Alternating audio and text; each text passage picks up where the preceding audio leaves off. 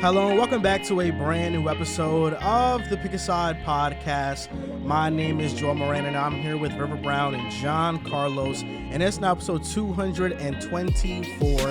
In this episode, we're going to talk about Josh Primo being waived, our biggest surprises and disappointments, early thoughts on teams that made blockbuster trades, Ben Simmons, the Bucks, and more.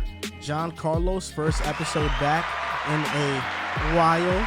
Andrew had to study for his exams. He has finals week this week. Joel is experiencing, he's going to some Halloween parties tonight and stuff like that. But Drew, this week is his finals week, so wish him luck on his finals in the comment section down below. After this week, or after this upcoming week, he has no more finals, so that means that he's going to be locked in, and we're all going to be locked in. But JC, first time being on the podcast in a while, how you feeling? How's everything?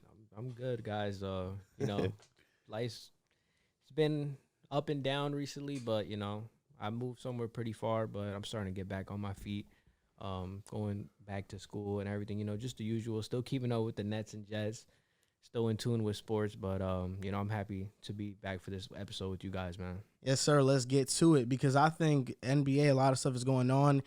During this time of the year, there's a lot of room for people to overreact. And in this show, we might do some overreacting. We might not be doing some overreacting. But before we get on to the first topic in the show, a quick word from SeatGeek, who's sponsoring today's video. Today's video is sponsored by SeatGeek. With over 28 million downloads, SeatGeek is the #1 rated ticketing app. There are more than 70,000 events every single day on SeatGeek, including sports, concerts, festivals, and more. We are going to the Jets game this Sunday. We hope to see you there. But we live in an area where there's a lot of events going on. Nets, Knicks game, there's some artists coming around town here. And with the NBA season tipping off, the NFL in full swing, you're not going to want to miss out. They also want to make sure that you are getting a good deal. So when you're on the app, look for the green dots. Green means good, red means bad. Every ticket is backed by their buyer guarantee, and SeatGeek is the only site that lets you return your tickets ahead of the event with swaps. And we came through for you guys. So you guys can use code PAS for $20 off your tickets at SeatGeek. That's $20 off your first purchase with promo code PAS. Make sure you click the link in the description to download the app. It's going to be below. Remember, that's code PAS for $20 off your first SeatGeek order. Not to mention, college basketball is about to start. Seton Hall, Rutgers, St. John's. We got everything in full swing. St. Peter's. Seton Hall and Rutgers, they play December 11th, I believe. Yeah. It'll be fun. Better use that code, man. So yesterday, Riv, we was at Enjoy Basketball's event. You said me or like you said we? I said we. Oh, I thought you said you. I was like, you were with me. Yeah. Yeah. Oh, yeah, we was. We was definitely there. Why'd you say that randomly? No, just because we got to meet Kenny Beecham for the first time. We haven't met Pierre or anybody from Through the Wire crew just yet, but that was the first time meeting Kenny. Yeah, surprisingly, we meet Kenny before Pierre, but we're cooler with Pierre. So yeah, well, we met him first for sure. Mm-hmm. But the event was awesome. They were talking about Enjoy Basketball. There was some cool clothing there.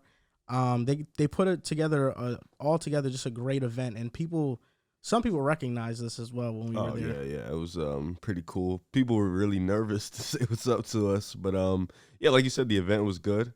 The place was nice. The food was good. The little snacks. The sandwiches. The little sandwiches. The box water. Yeah, the box water was actually the best thing there, which is crazy. But, it was a great event. And it was nice what Enjoy Basketball did. It was, I would say, probably between 80 to 100 people walked in and out in the place. And it was a nice little thing that they did, a nice little event. So I liked it. Moving on to the first topic of the show, talking about just what happened recently, the big time news, Josh Primo got waived.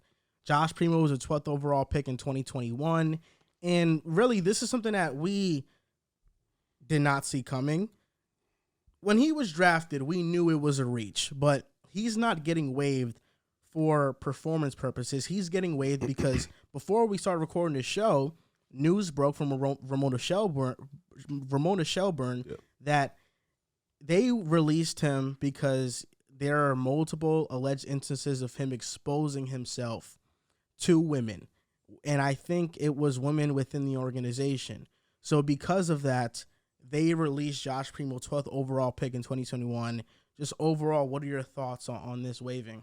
Well, when the news broke out a couple of days ago, because they just picked up his option about 3 weeks ago, And even when the season started, he was playing fine. You know, he wasn't playing good. He wasn't playing to the point where you cut him. You know, he was all right. He had some up and downs, but he's 19 years old. You know, you have to see the up and downs. So when I first heard the news, I was like, you know, at first you throw the jokes like, oh, bust, he got cut. But then you think like, all right, now let's get to a serious conversation. What could he have done to get released? It's nothing. It couldn't be nothing basketball related, especially with the Spurs. You know, they are a very uptight, high-class organization. So it had to be something internally. You saw when Popovich got asked the question, the Spurs organization got asked the question. They kept it very simple. And then Primo came out and said mental illness. He wanted to be left alone. So a lot of it was very, very bland. And then, like you said, I think we got the news like 20 minutes ago that the story broke out. I think he just got caught being a kid, honestly. You know, him 19 years old, got caught playing around, wanting girls in the organization. But at the end of the day, this is the same thing that we spoke about with the Udoka situation.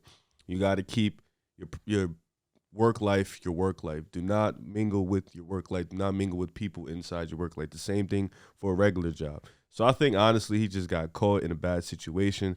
I wish him luck. You know, I hope the best for him. I hope the best for the other people in this situation. And we'll know more as the season progresses. But I just want, you know, I hope best for both parties. I definitely felt the same way once I saw that report. I saw that he was 19 years old. I knew that they drafted him last year. I knew it couldn't be for anything basketball related because, I mean, I felt like a lot of people felt he was a type of project player. It's his Spurs second talked year. highly of him too. And, you know, once I got that news and I started hearing rumblings on Twitter for other, other people talking about the situation, saying that this has to be something internal, this has to be something non-basketball related. Like he said 20 minutes ago, we got the report of him allegedly exposing himself to people within the organization, to women within the organization. And like you said, it's like the Ime Udoka situation. It's something that's probably now, it's alleged right now. We don't know if it's 100% true, but if that's found to be the case, it's something that's going to follow him for his entire career. You know, people are going to make jokes about it. People are going to always bring it up. And, you know, I just don't know how you can sweep something like this under the rug. I mean, Boston Celtics made the finals last year with Udoka as their coach, and they literally just, they told him, they banned him for a year. They're not opposed to him leaving if he wants to leave. So I just feel like this is the same situation, but it's just a player. And, you know, I hope all this gets resolved. I hope it's honestly not true because that's really detrimental for his career and the people involved for it. But once I saw it, I knew it wasn't anything basketball related. But now that this story's coming out, I can only just hope for the best and, you know, hope everybody, you know, in this situation can see a better day, especially him. He's a really young kid. I can't remember a situation where a player who was picked this high in the draft was waived after a year in some games. And that's why we all knew that something had to happen in order for him to get released. Now, you mentioned it perfectly, Riv. You can't mix your work life and your professional life. Well, your work life and your outside life. You can't mix that. You can't mingle with it. And that's some advice that, you know, you gave me early on. When we used to work security, we used to work at CNBC. There used to be some, you know, girls that, you know, Riv, she look high, you know what I'm saying? But, you know, Riv always used to tell me, listen, nah, bro, you know, I don't get involved in that work stuff. I don't get involved. I don't mingle with it. So that's something that Riv very early on, he's very disciplined. He kind of showed me the way and said, you know what, you got to do it this way too. If something happens, something has, but got to be consensual. And in this incident, it just did not feel like it was consensual at all. The NBA removed Josh Primo from the NBA store. The Spurs removed all his gear from their own website. Yet?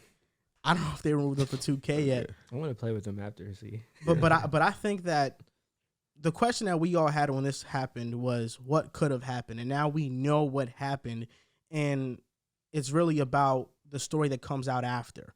Because we know the headline, right, that, you know, he exposed himself to women within the organization, but we don't know the entire story behind it.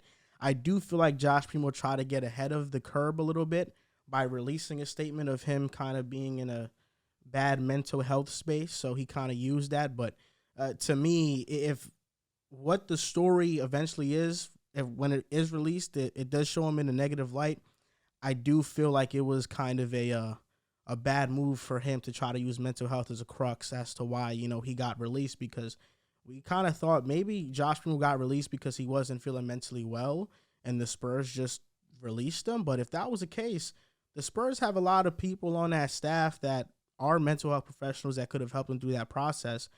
And that's why I feel like if he issued this statement to use mental health as just a crux to make himself look better in the situation, that is a very a kid way to do things. Yeah, I don't want to, but at the same time, if you say to the organization, I need to step away from the game, I don't think they release you. So when he came out and said, oh, mental illness, I have to step away from the game, I don't think that warrants the organization, I think, would allow you to step away without fully releasing you. They completely just released you from the roster. So even then, thinking about it, it was kind of like people were still confused. I got caught by a Reddit, Spurs Reddit. Somebody was like, he's in the process of being investigated for murder. I got caught reading that, and I was like, oh, shit, Primo might have murdered somebody. So I got caught by a Spurs Reddit. So I'm glad this story actually came out because I was really going to believe that Spurs Reddit, and I would never do that again. Reddit does have some pretty influential. Yeah, bro, stories. He wrote like a 4-paragraph straight tweet. He had some sources. I thought it was for real. I was like, oh, okay. Damn, murder in San Antonio. Okay. At the end of the day, we know it definitely was something serious, and that's why he got released. On to NBA early season surprises and disappointments. Now, we're going to name 3 for each. I'll start. My surprises, I think the first one is pretty easy for me. Trae Young adapting his game. I think Trae Young's done an exceptional job at adapting his game, being more of an off-ball player. This season, he is getting 12 off-ball screens set for him a game. Last year, it was at 4. Steph Curry right now gets about 13.5 set for him per game, which means that Trae Young is now kind of on par to Steph Curry in terms of the on-ball movement, the off-ball movement he is trying to experiment with and expand his game. So when do you think the efficiency would catch up? Because that's been his, like this year's to start off slow, his efficiency is stinked. I feel like it'll catch up towards the halfway point of the year. So like I do February? think so. Or the quarter of the year. Okay. I think Trae Young's going to get it going. It's still a brand new play style he's adapting to. Next one is Devin Vassell's emergence. Devin Vassell has been amazing. Lottery pick in 2020. He's averaging 19.8 points per game, 5 rebounds, 4.5 assists, shooting 39% from 3. And his mid-range has been deadly. He's shooting 70% from mid-range. Devin Vassell is a player that coming out of the draft, he went to Florida State.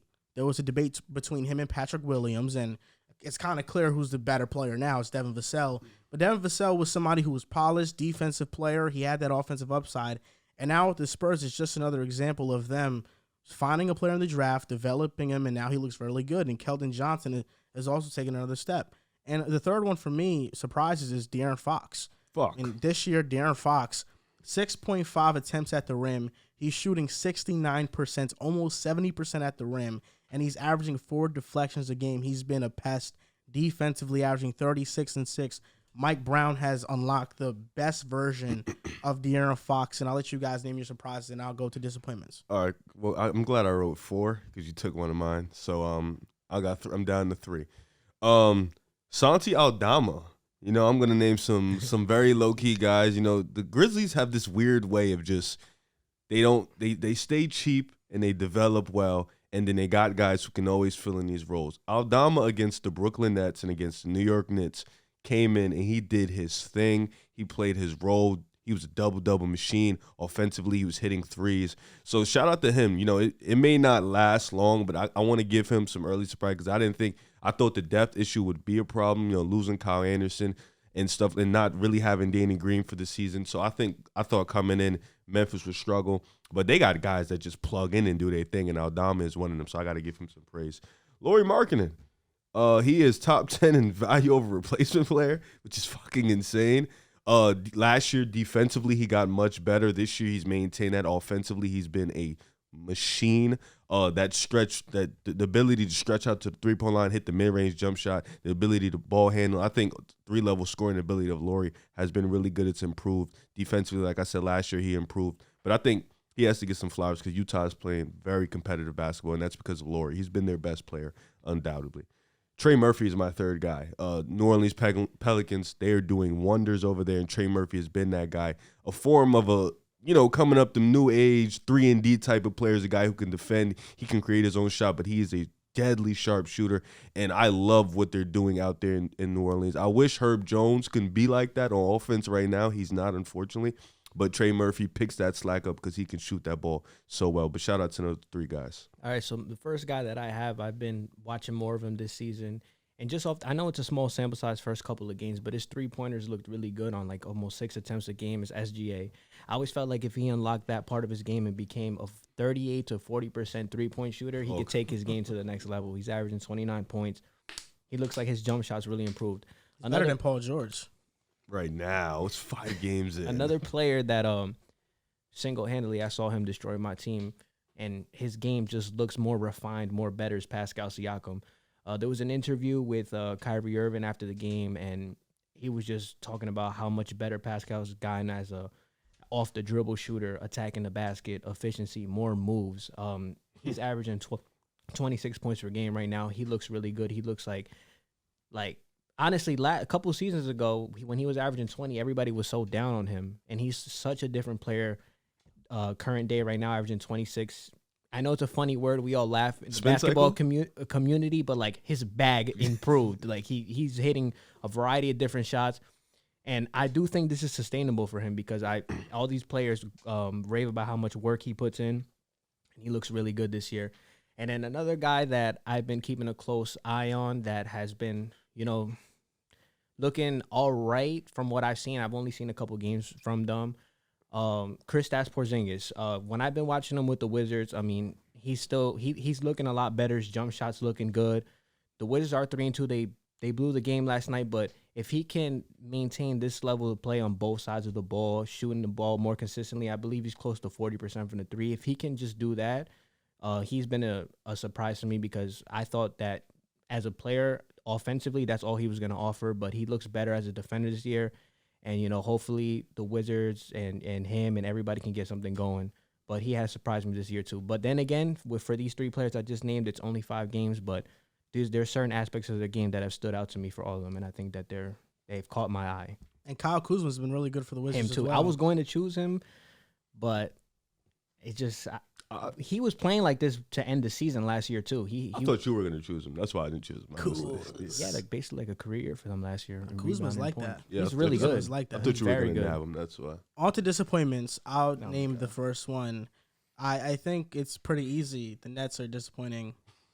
Just to talk about the team. Are you picking a team for disappointment? Yeah, you can pick a team. No, I was just you could have asking. did it for surprises. Team, player, doesn't matter. Okay, no, I'm right with you on that. Nets coaching, doesn't disappoint me. Ben Simmons rebounding, their defense. It's just all kind of treading water right now, or it's sinking. And I think the Kings being winless. I know right now they're playing Miami. They're breaking the break. They're beating the brakes off of them. So the Kings, they might get their win after this podcast is done being recorded. But at the time of this recording, they're winless, and that does not mean I'm not impressed by them because they play extremely hard. A lot of their games are close games that go down to the wire. The other night versus Memphis, De'Aaron Fox outplayed John Morant. De'Aaron Fox was that good, but they just haven't been able to close out games. And I think Domantas Sabonis is a player on the team that has been kind of disappointing. You kind of want him to do a little bit more. You kind of want him to be a little bit more aggressive, assertive, and be more efficient offensively, and he just hasn't been that. And I just have 2. Oh, that was it? Yeah, okay. Yeah, no, one thing I can say about De'Aaron Fox, he's been going toe-to-toe with pretty much against the Clippers, he was going at it with Paul George. He outplayed John Morant. He outplayed Paul George, too. He did not outplay Paul George. You have to stop. He did not outplay Paul George, bro. But he was going toe-to-toe with Paul George. But unfortunately, you're right. They cannot close games. My disappointments, I got a bunch of players. Cade Cunningham to start the season.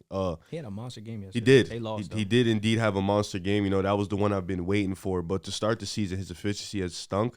He hasn't been able to finish at the rim. And I think it's, he's not comfortable yet. I don't like the way he started this year. I thought he would come out, started on fire, especially with the way he was ending last season. But the last 2 games, he's been impressive. But I don't like the way he's played the first few games, especially. But against Atlanta, against Trae Young on the defensive end, he was great. He's been there defensively, but I want the offense to start kicking up. Another player, Paul George. I got to throw him up here. He has, ever since that comment of I'm the number 2 guy, he's been acting like a number 2 guy. He's too passive. He hasn't been efficient. He's been turning the ball over. He's just taking poor shots. He hasn't been that aggressive Paul George we saw last year without Kawhi. I want him to be that player. We understand Kawhi is the best player on the team. Nobody's saying that. But you are a talent. You are one of the best too. Go out there, do your thing. The team needs you to do your thing. So he's been another disappointment for me. I'm going to save this third guy because you should have said him. But for me, it's Saddiq Bey, number 3. I thought from last year to this year, the self-creation would improve. It has not improved. Boyan clears him. Fact. It's sniper. Saddiq Bey's self-creation has not improved at all. He's still really inefficient. And I thought he's a player who I think they don't need to move off of. I think this is a guy who can fit extremely well next to Cade, next to Ivy, but he needs to improve that bag, as we like to say, because that is important for the game. Actually, I am going to say him. RJ fucking Barrett. I don't know what's going on with him. I saw a report that said because of the defensive load he's getting, offensively he's struggling. I don't want to hear that shit. You're coming in, you have to assert yourself as a wing. You are a great defender offensively, especially last year with the way he started off offensively. You would just want RJ Barrett to be one of those guys who can maintain that consistency, especially with the way he ended last season. So I want him to kick up the offense, be a better offensive player, because this team right now is firing on all cylinders. Jalen Brunson's got it going. The bench has been really good. But the only thing that hasn't clicked yet is RJ Barrett, and you kind of want to see everything click together for this team to be successful. And, yeah, that's it. I mean, you already said them. I'm right with you on it. Number 1 for me has to be the Brooklyn Nets. Ben Simmons? Oh my God, I'm gonna tear him up. Yeah, like you said, biggest disappointment. We're 1-4 right now. Ben Simmons has looked a shell of himself in all aspects of basketball. He's not really attacking the rim. He's getting cooked by all the elite players that he's supposed to be guarding. It's been really bad offensively. They're just an ISO heavy team. They just rely on Kyrie Irving and Kevin Durant, which isn't a bad thing. But at some point, you have to implement a system. You have to get Ben Simmons. You have to put him in some situations to succeed. I mean, right now, he's not showing that he can succeed in anything. He's not even attacking the basket. He's not a good free throw shooter. Obviously, we know about the jump shot. Half-court playmaking, half-court facilitating, very suspect. It's bad for a team that had in terms of Nets fans, we had a lot of expectations for this team to come out the gate firing. I mean, you have Kyrie Irving, Kevin Durant. Kyrie with a contract year, Kevin Durant with something to prove. Ben Simmons definitely has something to prove, and it just looks bad. And the other team that's super disappointing, I mean, I don't know if it comes to disappointment to you guys, but I'm going to have to say them, the Los Angeles Lakers. I mean, I didn't think that there was... No, not to us. I was going to say, I didn't think that there was any way they could start 0-5 with the season and shoot as bad as they're shooting right now. I mean, they're horrible. One stat that surprises me about them is defensively, they're actually really good. They're second in the league in defense, but they just can't hit jump shots. But for as long as LeBron is in the league and for as long as, he's still that guy, a team starting 0-5 with LeBron James, to me, is always going to be just disappointing. And I expected more from them. They look like they might not even make the playoffs. I mean, it's only 5 games, but it looks that bad. But these are the 2 teams that I feel like are the most disappointing, especially the Nets, though, in my opinion, because they actually have talent. I think the Lakers are done. I don't think they're making the playoffs. I mean, when people say it's early, I get that part. The problem with the Lakers early is that the 5 teams they played are like teams they're going to have to eventually see down the road, like the Clippers, the Timbs, the Warriors. Like, I'm blanking on the other. I think they played Portland too. If I'm not, Portland. Yeah, Dame right? Lillard went. Like these are teams like you're gonna have to see down the road. And defensively, you mentioned it. They've been great They're defensively. second in the league in defense. Like you watch them play on the defensive end, they're all bought in.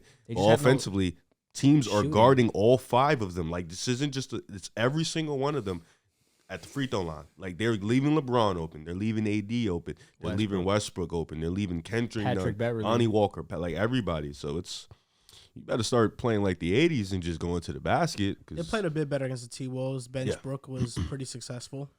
Yeah, it's funny. They played the Clippers solidly the other day, too. They lost by a couple possessions. Benchbrook, they still lose. Westbrook doesn't play. They still lose. They're just a badly built team. But, I mean, I didn't think that they would be this bad as a team in shooting threes. Like, I thought the addition of Patrick Beverley, who's a career 38% three-point shooter, was going to help them out.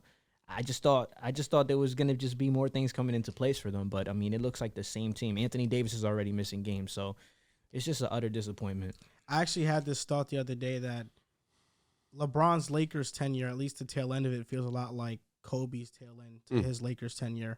About how they're both dysfunctional. There are differences, of course, like with Kobe. He was coming off injuries. And the Lakers. He was coming off an injury. Catastrophic injuries. They had cap space. They just couldn't sign anybody. Nobody wanted to go to L.A. Yeah.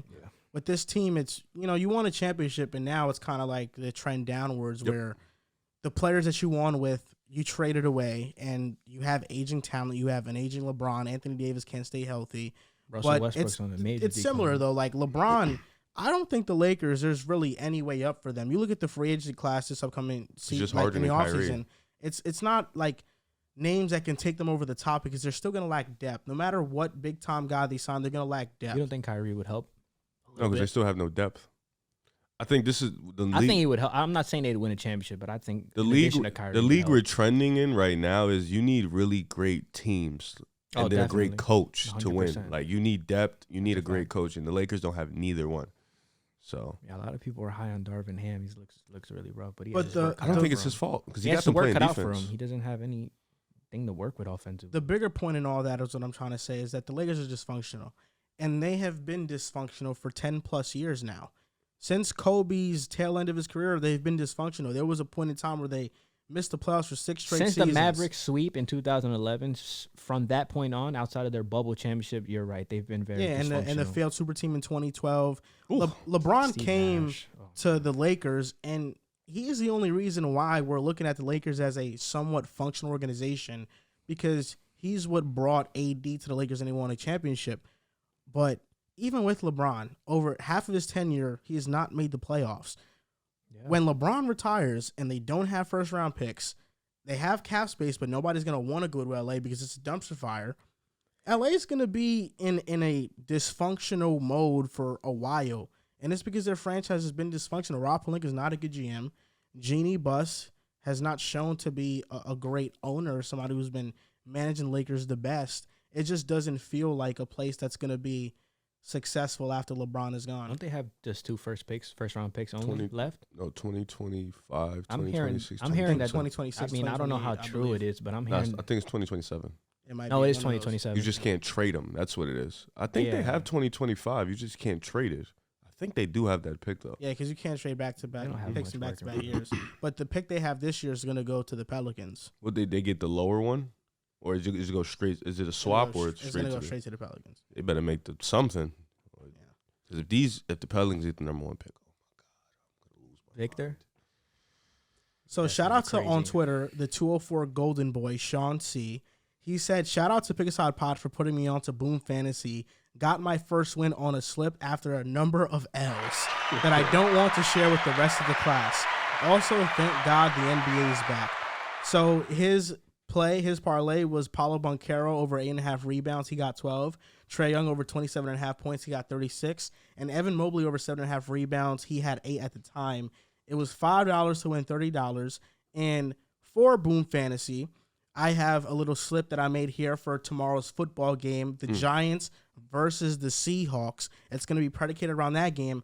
But Boom Fantasy has NBA bets all the time.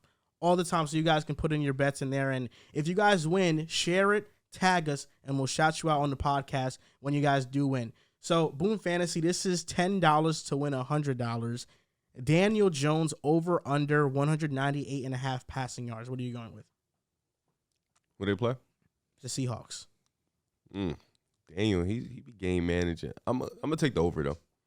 No, I'm taking the under on him. Taking under. I'm not big on him as a passer. Next one is Darius Slayton over under 33.5 receiving yards. Over. Smash it. Bow. It's his main target, so he'll go over. Geno Smith over under 230.5 passing yards. Geno's been tough. He's been good. DK is playing. No, he's not. He's questionable. He's questionable. Okay. A game time decision. Fuck, that really doesn't help me at all. Dwayne Eskridge is playing though. Is Lockett playing? He is. Yeah. But I need DK to Noah play. Fant too. You know what? Geno's been hot. I'll take the over. Yeah, I'll take the over too. And last one, this is a matchup. So it's one player against the other player. This is for rushing yards. Saquon Barkley or Kenneth Walker plus 5 rushing yards, which means that if Saquon gets 50 rushing yards but Kenneth Walker gets 45, Kenneth wins that matchup because there's a 5-yard difference. Saquon. You're going Saquon over Kenneth Walker. Okay. Easily. Saquon, nah, come on. Saquon's been elite. Kenneth Walker had a very great last game. Kenneth Walker's elite. Yards. No, Saquon's elite. Nah, Saquon's elite. Kenneth Walker's really good, though. I'm going to take Saquon over, though. Takes that. Yeah, You can take he's Saquon. taking to cover that. For my picks, I'm actually going over on every single one of these. Oh, okay. I'm gonna go over. Kenneth The Who only you one- taking the matchups? Who you taking? The matchups, I'm gonna take Kenneth Walker. Interesting. Kenneth Walker's a dog. Kenneth Walker He's is mad nice. elite. His He's last game an was elite crazy. back. He's gonna be one of those guys that we talk about, and we're gonna be like, "Wow, he's one of the best backs in the league." Beast. And year what? What year are we gonna be At saying? the end of that? the year, End of this year? He's putting us Saquon's been arguably one of the best backs for the whole year, right? you now. said Nick Chubb was better. You agreed with me. I mean, if you think Nick Chubb's better, would you have Saquon right behind him, right? Yeah, it's Not one of that them bad of two. a take. Nah, you said that Josh Jacobs is better though. He's a I dog. promise you, I didn't say that. Nah, he's not No, better. but He's I a just- I dog. know I- His I last know I three didn't games say has been Josh Jacobs. insane. Josh Jacobs has He's been really good. insane the last 3 games. There were 3 teams that made blockbuster trades in the offseason. The Wolves, the Hawks, and the Cavaliers, and this is going to be our, I guess, report card of them so far early in the season and how they've looked. So first team we're going to talk about right now is the Minnesota Timberwolves. Right now, at the time of this recording, they're 4-2. They have beaten the Lakers, Spurs, and Thunder. What have been your early thoughts on what Rudy Gobert has added to the team? I would love for you to start with this one. Okay, I'll start. Well, for one, I think they have been a much better rebounding team. They're 3rd in rebounding so far this season. Last season, they were 16th in rebounding. And I really think that every player has adapted and kind of taken on a new role. Talking about Rudy Gobert, he's attempting 9.2 field goal attempts per game this year, which is a career high so far early in the season. They are using him more offensively. They're actually passing him the ball. And you can see sometimes Rudy Gobert is somewhat surprised that he's getting the ball this much because in Utah, he didn't have these much touches.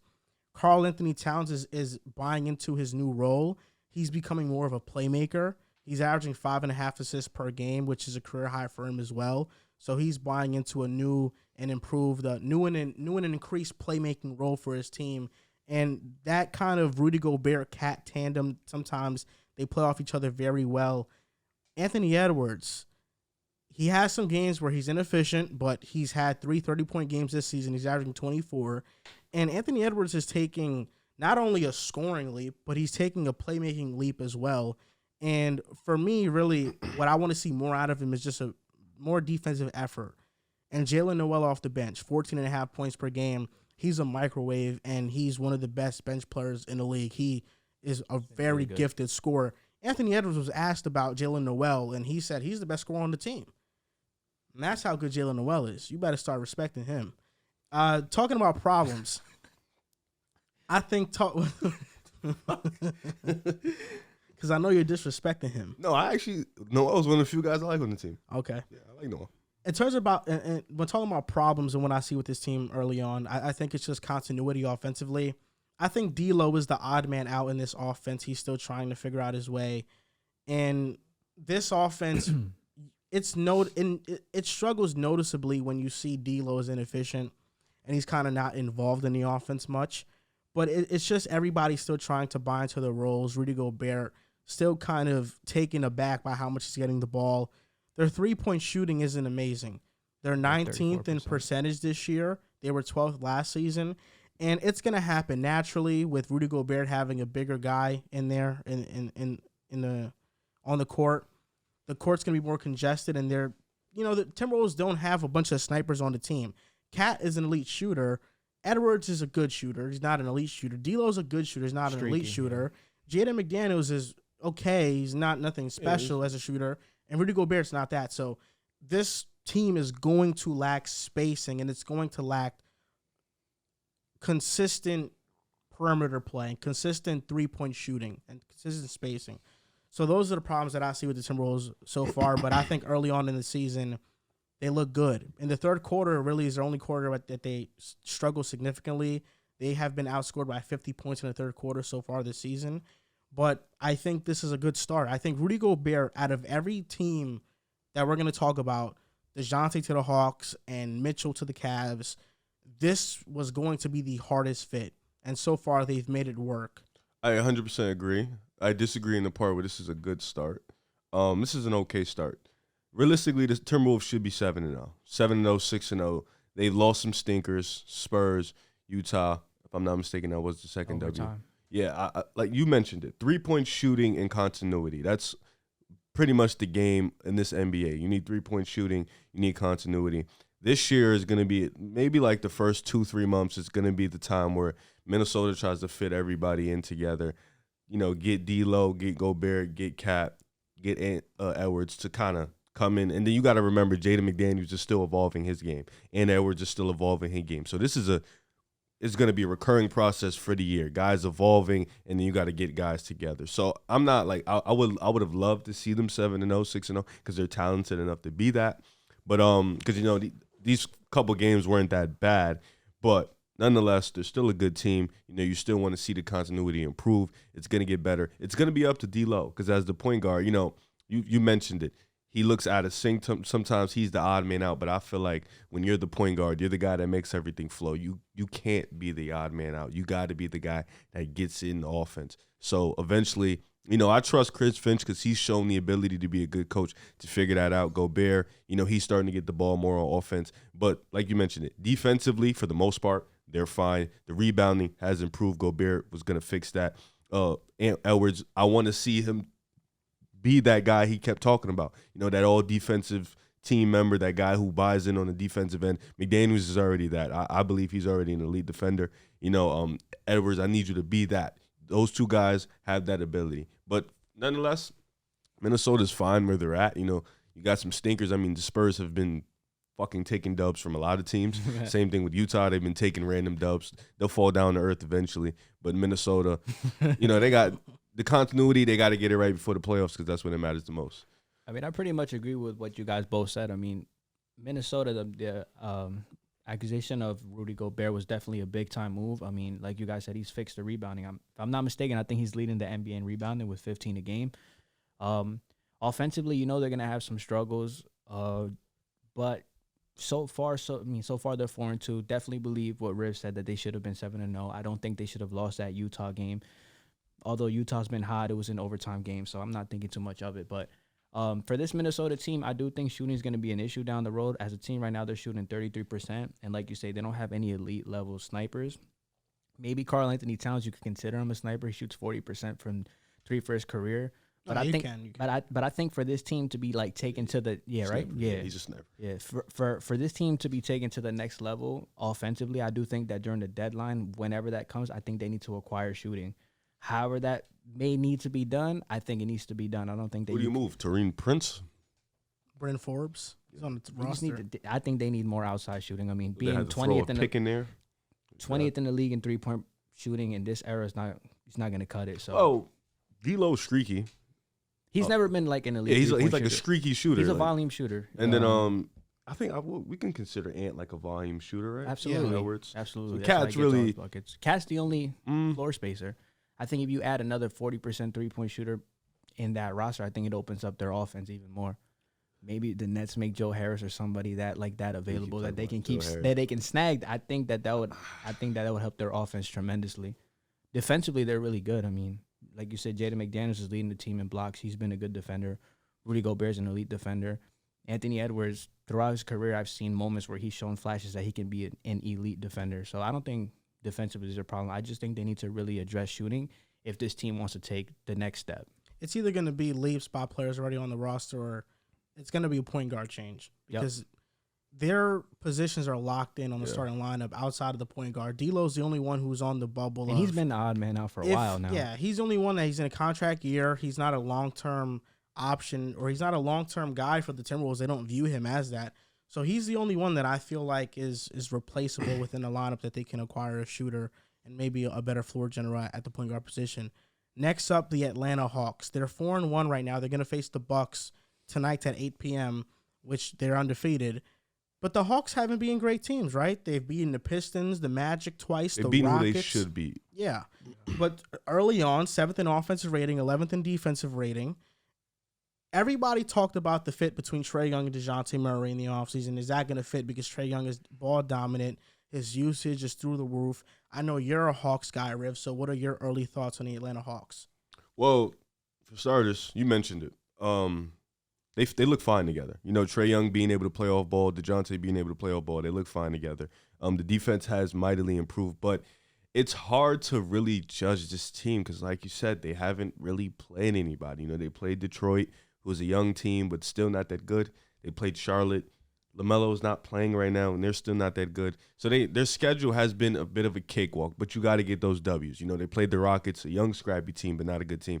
Tonight it's going to be, the Bucks. What are they going to look like? This is going to be the test where what do they look like against the Bucks? Offensively, the Hawks have always been a good offense. When you have Trae Young on your team, he's one of those guys that can will you into a top 15 offense by himself. So you bring in DeJounte, a guy who is a good playmaker, a good cutter, and off the catch and shoot, he can shoot the 3-ball. That's somebody that can help. You can see them integrate their game.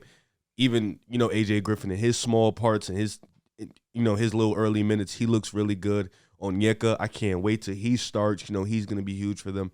But this team is hard to judge because of the fact that they haven't played teams that really warrant any challenge.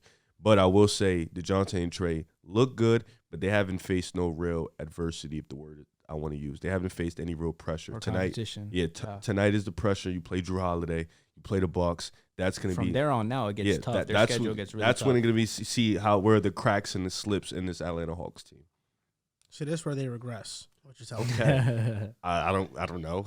I don't think they were. I would hope not, but I actually found this funny about the Hawks. So Trae Young's averaging 29 points per game and 10.6 assists per game, and he hasn't shot well yet. So once that efficiency goes up, Trae Young's numbers are going to look much more better. DeJounte is averaging 19.8 points per game and 7.6 assists per game. So we have Trae and DeJounte. He had 2 stinkers. Together, they're averaging about 18-plus assists per game. The third player in assists per game on the Hawks, can you guess who that is? John Collins. No. Dennis Bogdanovic? No. DeAndre? No. Don't tell me it's Clint fucking Capella. No. Oh, then I don't know. It's Justin Holiday. Ew. At 2.2 assists per game. So they run He's everything. They run everything through the guards, the point guards. Which means that they need a backup. Do they split their minutes? I haven't really watched them much this year. They yeah. stagger them? Okay. So it's Trae Young 10.6, DeJounte 7.6, and then 2.2 assists per game. Yeah. Which means that everybody is nobody's touching the ball on offense in terms of creation. The creation is going solely through Trae Young and DeJounte.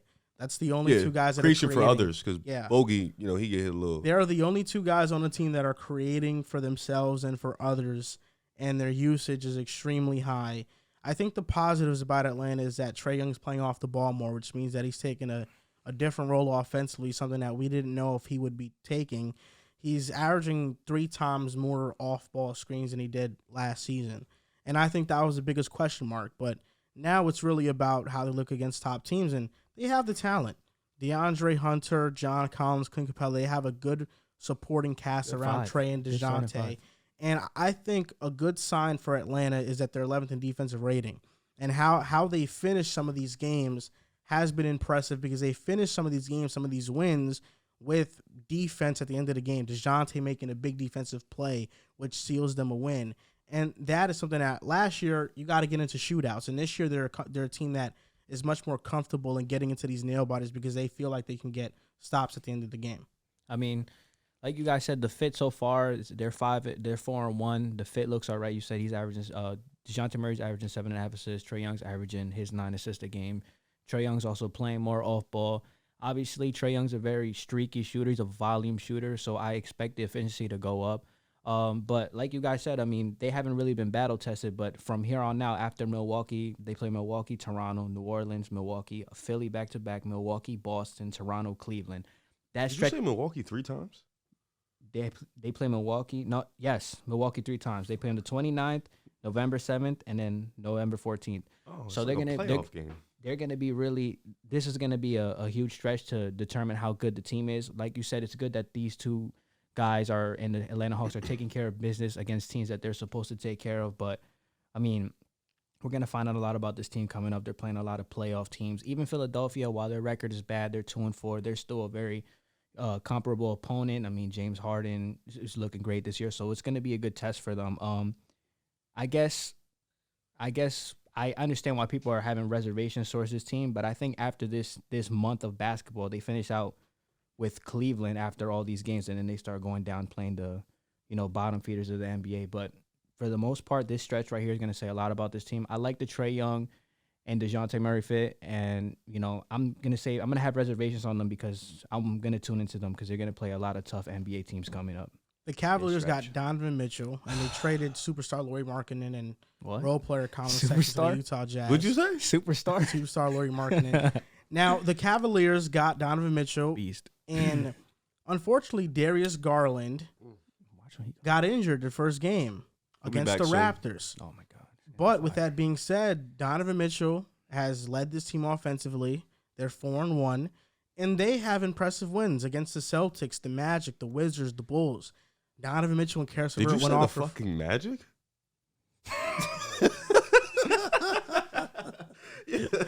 Yesterday's win was super impressive. Yeah, bro. No, I just mentioned their 4 wins. Oh, because you said impressive, and then you said the Celtics, 3 teams you named, and then you said the Magic. The Celtics, Wizards, and Bulls are impressive. Oh, okay, yeah. All right. You said the Magic. I was like, what the fuck? B. Mitch and Karis both had 40 against the Boston Celtics the other night. And we haven't seen this team with Garland and Mitchell, but right now, how I view the Cavaliers is similar to how I viewed them last year. With Donovan Mitchell is basically just taking Garland's place thus far in the offense, and he's a better player than Garland right now. Yep. So the offense looks better. He's averaging 31 points per game, 6.4 assists. I will say Evan Mobley hasn't been super impressive. He's been good. Defensively, he's been elite, but I kind of wish that he took another offensive leap. But I think with Cleveland, it's just the biggest question mark for them all season is going to be the wing. That's really it, because right now they have a rotation of wings of Dean Wade, Shetty Osman, and Kevin Love. And Isaac Okoro his playtime has been diminishing because he can't hit a shot. He's 0 for 8 from 3. He's averaging 15 minutes per game. And of all players that have played 50 or more minutes, he has the least amount of points this season so far. And he's somebody that it feels like because of his offensive limitations, they're just not playing him anymore. It doesn't matter how good or great he is defensively. But Cleveland looks very, very good. And they look like a team that once Darius Garland comes back, once you have those two creators in Garland and Mitchell, they're going to be one of the formidable and best teams in the Eastern Conference, because even without Garland, they look like they can compete with anybody on any single given night. Do we still have that topic with the takes? Or you took it out? I took it out. Okay, good. So I'll just say it here. Yeah, I'm gonna double down even more on my take that the Cavs are going to the Eastern Conference Finals. Like I'm gonna pretty much stand on that. They're top 10 in offense and defense. Like you mentioned, we haven't even seen the growth of this offense because Darius Garland got hurt like 18 minutes or some shit like that in the first game. So Donovan Mitchell, like you said, has just taken on that role, but he's a better scorer than Garland is at this point. Karis LeVert had 40 against Boston. 40 points. Him and Donovan Mitchell, they both had 40. So when you can get offensive explosion like that, and Garland, your point guard, hasn't even come back, I think this team is, like you said, the wings is going to be an issue, especially in the playoffs. And you got to see Boston. You got to see teams like Milwaukee, yes, but I think the Twin Towers are okay. You know, I think when you have Evan Mobley, who, like you said, he hasn't been offensively, he hasn't been that guy you want to be, but he's been elite on the defensive end, along with Jared Allen. I think Milwaukee's an okay matchup. They'll still lose, I think, but that's an okay matchup as opposed to like a team against Philly when you need a wing to guard Harden, or a team against Boston when you need a wing to guard the Jays. So it's like a team like that what they would struggle with. But when you have offense like Donovan Mitchell, when you have offense like Darius Garland, when he gets back, I think this is a team that can definitely take their game to the next level. And that wing position is something that is probably going to hold them back down the road. But I think this is a team with, if they get the proper spacing in the playoffs, the proper seeding, and the proper adjustment, this is a team that you can see go to the Eastern Conference based off matchups alone. I mean, I definitely agree with you. We haven't seen Darius Garland implemented with this group. I'm pretty sure when he comes back, the offense is going to take even much more of a leap because he can create his own shot and he's a dynamic playmaker. I felt like this was going to happen with Donovan Mitchell all along. I know the type of work that he's put in. I know the type of player that he is dating back to his Utah days. So it's no surprise to me that he's averaging 31 and leading this team. What has surprised me, and I was a little scared about with this Cavaliers team, is their defense.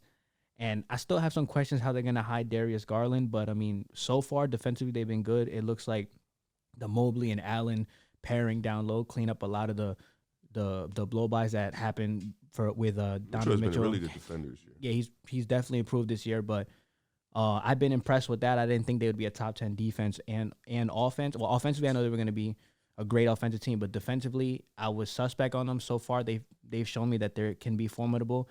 I have to obviously see with Darius Garland back because he's not the best defender. Another thing that stood out to me on this team is that they're one of the best three-point shooting teams in the entire NBA. As a team so far, they shoot 42%. I mean, Donovan Mitchell shooting 40%. Karis LeVert shooting 55% of the three. Osman 41. It's not gonna last, but shooting wise, they've been spectacular. He shoots 55% from three and like 37%. 37 from the field. Yeah, it's weird. I always thought that was weird that you have such a low field goal percentage, but the harder, more farther shot, the 3-point percentage, you're more efficient. I think that's like Fred VanVleet. I think that's him. It's definitely similar. Shot percentages. So I can't wait to see Darius Garland come back to his team.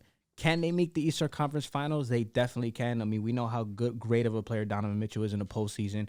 Even in his one playing game last year, Darius Garland looked like a great player. I feel like his game translates into the playoffs. Karis LeVert, for majority of his career, when it comes to the playoffs, he also elevates too. So I think that this is a team that's going to oppose nightmares for everybody. This isn't a team that I wouldn't want to face in the first or second round. I do think that they have the talent to go to the Eastern Conference Finals.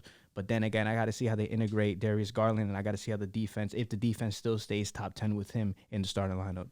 The Cavaliers are second in net rating this year, 7th in defensive rating, and 20th in offensive rating. Now, we talked about three teams that made blockbuster moves. A team that was integrating a player that should have been a huge integration was the Brooklyn Nets with Ben Simmons. And Ben Simmons didn't have his best of games the other day versus Dallas. He definitely played much better than he has in previous games. But Kyrie Irving defended him post-game and said, we should all cut Ben Simmons slack for his poor start because he hasn't played in a long time. Now, JC, I know that you were very high on Ben Simmons. You used to think he could become an MVP candidate level player in the NBA. So I want to ask you, because you're a Nets fan, Ben Simmons plays for your team. How do you feel about Ben Simmons so far and what he's been offering?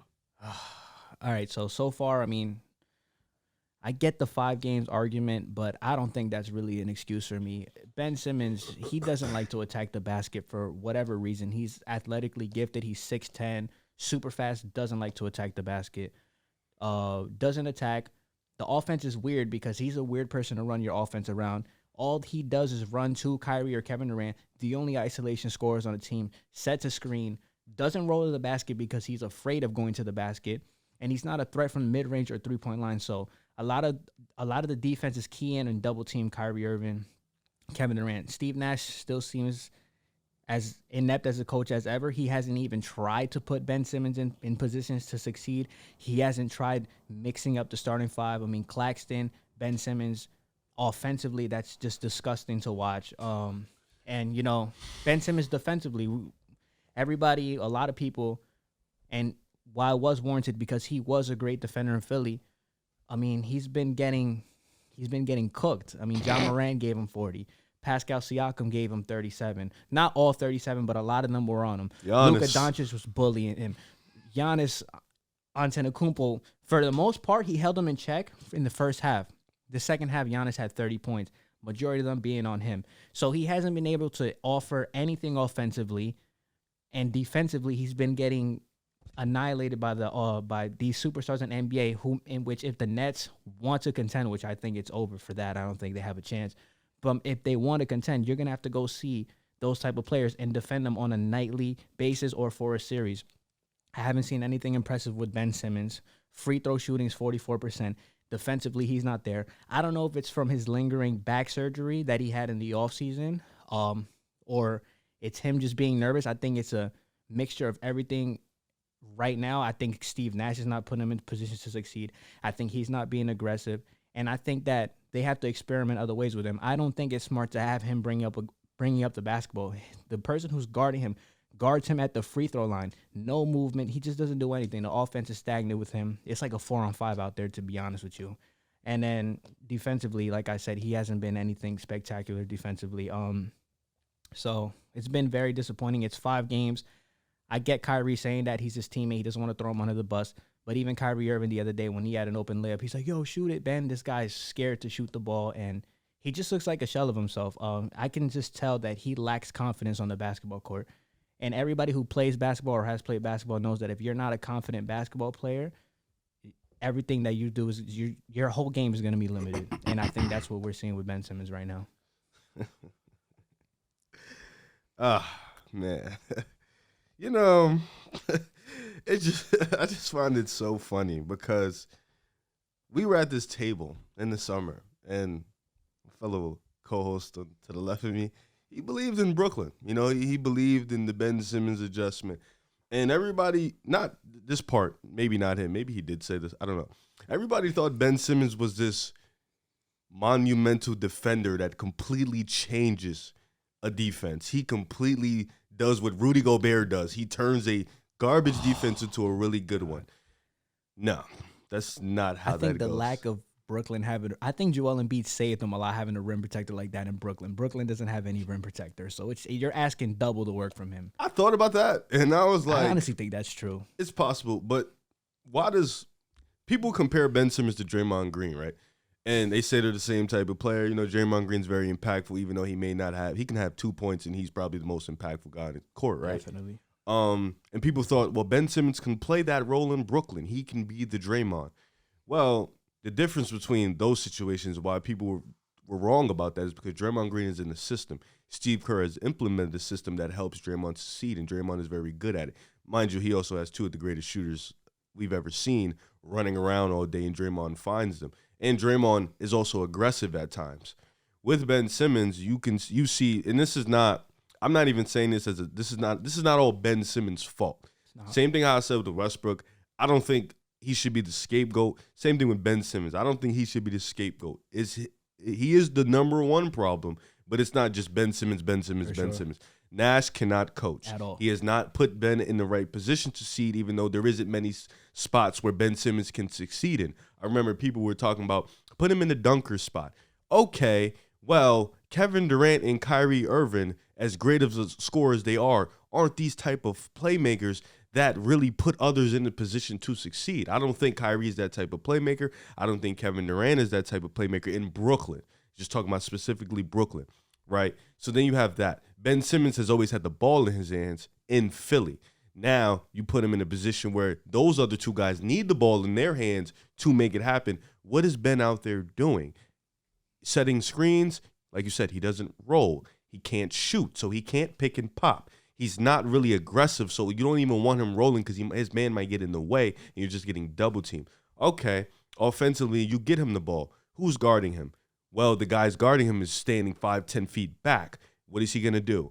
Probably a handoff to a shooter or pass to somebody else. He's not going to be aggressive. He puts no pressure on the defense to adjust. So the fact that he doesn't do that makes the offense kind of be a little bit one-dimensional, which Brooklyn's offense has been for the past 2-3 seasons. And, of course, Nash does not help that because he is a coach where, if we're being honest, when he was a basketball player, he had a system implemented for him. System. He had a D'Antoni system where his skills matched with another person's. Now, he's a very smart basketball player. I'm not saying that. Definitely. But that system helped him be what he was. Well, he was great in Dallas. He won him a couple MVPs. Exactly. I don't think he deserved it. But I don't think, Ben Simmons has to get the slack because that's our jobs at the end of the day. All the extra shit, I understand. You don't have to attack his character, but he hasn't been playing good. He's fouled out in most of his games. He hasn't scored much. He hasn't been aggressive. And like you said, defensively, he hasn't been a great rim protector. He hasn't been great at the point of attack. He just hasn't been good. Has he not played in a year? Yes, he has not played in Coming years. out with back surgery. Yeah, so you have to give him that time to adjust, but he hasn't been good so far. And that's the same with all the players that's coming back from injury. Kawhi looks good in his limited minutes. Jamal's still trying to get it going. Zion looks amazing. So even though these guys are coming back, we still have to give them the proper critique. And Ben Simmons being in a position where he's playing off of two other guys, you have to be a little better. Ben Simmons right now in Brooklyn is averaging 5.4 field goal attempts per game. In Philly, the lowest it reached ever was 10. What year was that? This past year in Philly. Which means that he's taking half of his shots in Philly is what he's taking in Brooklyn. Ben Simmons deserves slack, but I think we have to realize this is who he is. He openly admitted that he struggled with mental health and in his recovery process.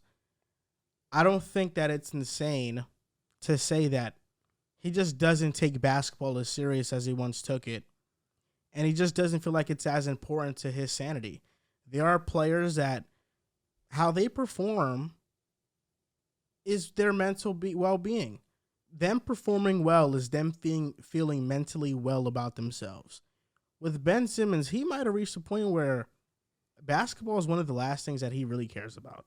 And whether he has 2 points or he has 20, he's going to go home to the same house with a smile on his face and say, Kemba Walker. I'm fine. It's cool. It's just a game.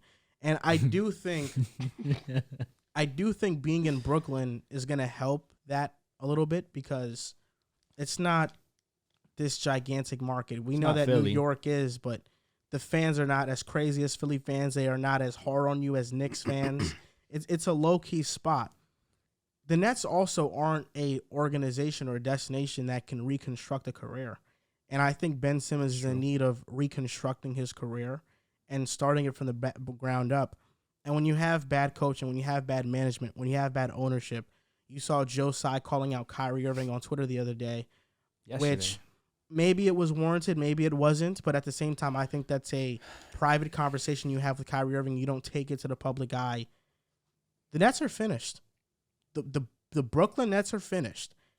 Kyrie and KD are scoring at historic levels, and they can't win. They don't have the depth. Defense is a problem. Rebounding, leadership, coaching. I feel like the Nets have to cut their losses, and they have to trade Kevin Durant, even if it's not a package that they want. Maybe get a borderline all-star player and a young player for Kevin Durant. And you know what? Let's have the Nets be a fun team. Let's trade Kyrie Irving to the Lakers and let's take on Westbrook's last final year and then just have this team be Westbrook-oriented with some shooters. With Ben Simmons? And let's see what... Oh, my God, with Ben Simmons, bro. And let's see what Westbrook can do. Oh, my God. Ben Simmons, Westbrook, and Claxton starting is crazy. I'm going to scream every night. That's going to be crazy. And if I was Brooklyn, I wouldn't mind trading Ben either. I'd explore that avenue. I don't even think it'd be an offer out there for him right now. Yeah, I don't think he's really caught the eye of any franchise right now. But I do think the Nets, they took a huge risk when they tore apart that Dinwiddie, D'Lo, LeVert, Allen, Nets team with Kenny Atkinson. This was the risk that, when you try to build a championship team, you get these star players, you trade picks to acquire other players, and now you're left with no cap space. You're left with not a ton of picks, which means now if you don't feel like this team can win a championship legitimately, you cut your losses and you try to get anything you can for them back. Because Kyrie is not going to come back to Brooklyn. He's done. I think contract year. Especially after what the owner said yesterday. Yeah, the owner He's been playing good, though. The owner has thrown him under the bus multiple times too. I feel like the Nets just have to cut their losses, and I don't think this is. I don't think Brooklyn cares if you. This is a salvageable situation. It's not like you said. I 100% agree with you all. It's not a desirable destination right now. I mean, with those guys there, with Kyrie Irving, Kevin Durant, we all knew before that was going to happen that it was going to probably be drama filled. But I didn't imagine it being this much drama within the org. And then adding Ben Simmons. You brought in two guys that have never been culture builders. So it's like you brought in two guys that were like Kevin Durant coming from a culture in Golden State, Kyrie coming from LeBron, two guys who aren't culture builders. You built the foundation with D'Lo, Dinwiddie, LeVert, Jared Allen. You built the foundation. Kenny Atkinson. The fans fell in love with that foundation, and they rode for that team. Then you got greedy, you got trigger happy, which I would have probably done the same thing at that time too. 99% of the world would, maybe like a 1%. What, getting James Harden? Getting Kevin Durant first to start, getting Kevin Durant, getting Kyrie. You make that move 10 times out of 10 at that moment. For sure. Because those two guys are the guys at that time. Hindsight in 20, obviously it's a bad move, but you did what any organization would have did. It just didn't work out. Yeah. Now you start fresh, you build from the bottom, and you build that organization. You build from the draft, build from the start. You see now free agency, trading, that shit didn't work for you. Now you have to build a culture. You have to build an organization. Rebuild it. Well, you have to build one. You don't have nothing. No, like we had one, we lost it. Yeah. It's like starting from ground zero again. You have to. You got to start fresh and build that culture. I mean, like, you see the Knicks, and they're building a culture. They're building a foundation. They're starting fresh. You see the Golden State. They didn't build the culture, built the foundation. You have to start fresh, build the culture. I don't know. I wasn't that big of a fan of Kevin Durant requesting the trade and just having him come back. I mean, if you see his post-game conferences, honestly, from what I see, obviously I'm not a like a body language reader, but from what I see, he's not as animated as he was the first couple years. Why would you be? You're playing for a coach that you wanted fired. You're playing for a GM that you don't like. I mean, like, it almost seems like it's forced at this point. And I'd be surprised if they don't pick it up. I'd be surprised if KD and or Kyrie, one of them, presumably Kevin Durant's probably moved before the deadline. At the same time, you two forced your way to Brooklyn. So you can't, you know what I'm saying? Yeah. You can't play, like, I get to playing devil's advocate. But this is ultimately what I wanted. Good thing for the Nets if they do want to trade Kevin Durant. He's second in the league in scoring right now. He's always going to be that. You also scorer. don't have your pick. Well, it's a pick swap. So we have picks. We have Philly's pick, but they're probably going to turn it around too. But yeah, you have a pick it swap. Just doesn't. It just right now it just looks like it's all falling down and. Oh, you're hurt. No, it is what it is. I got the Jets. They're building something.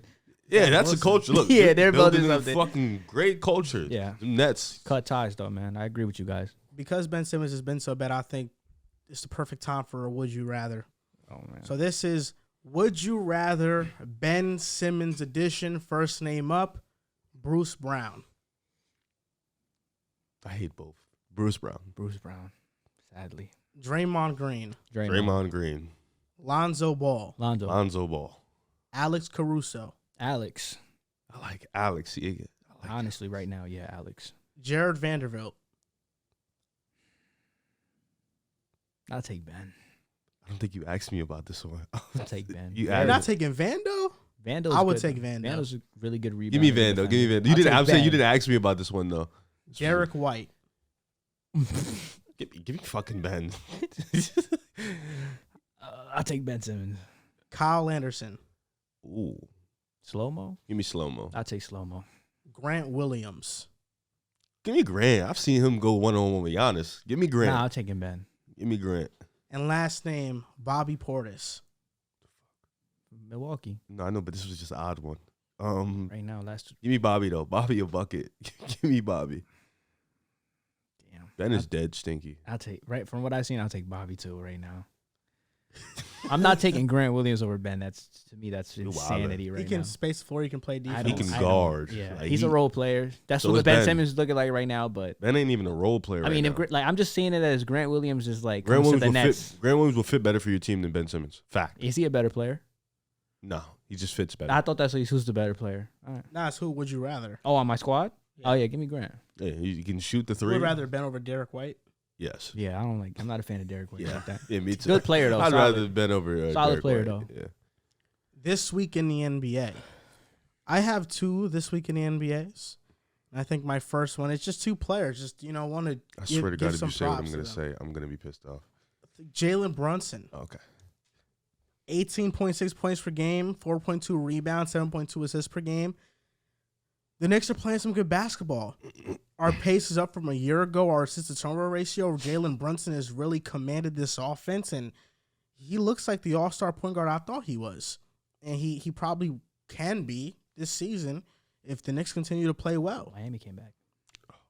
Second player is none other than the great Christian Wood. Oh, okay. I think Christian Wood, 21 points per game, 8 rebounds, and only 25 minutes per game. It's clear Jason Kidd has to give him more minutes. But in the offseason, I talked about how seamless of a fit that Christian Wood and Luka were. And it's just evident when you watch them play.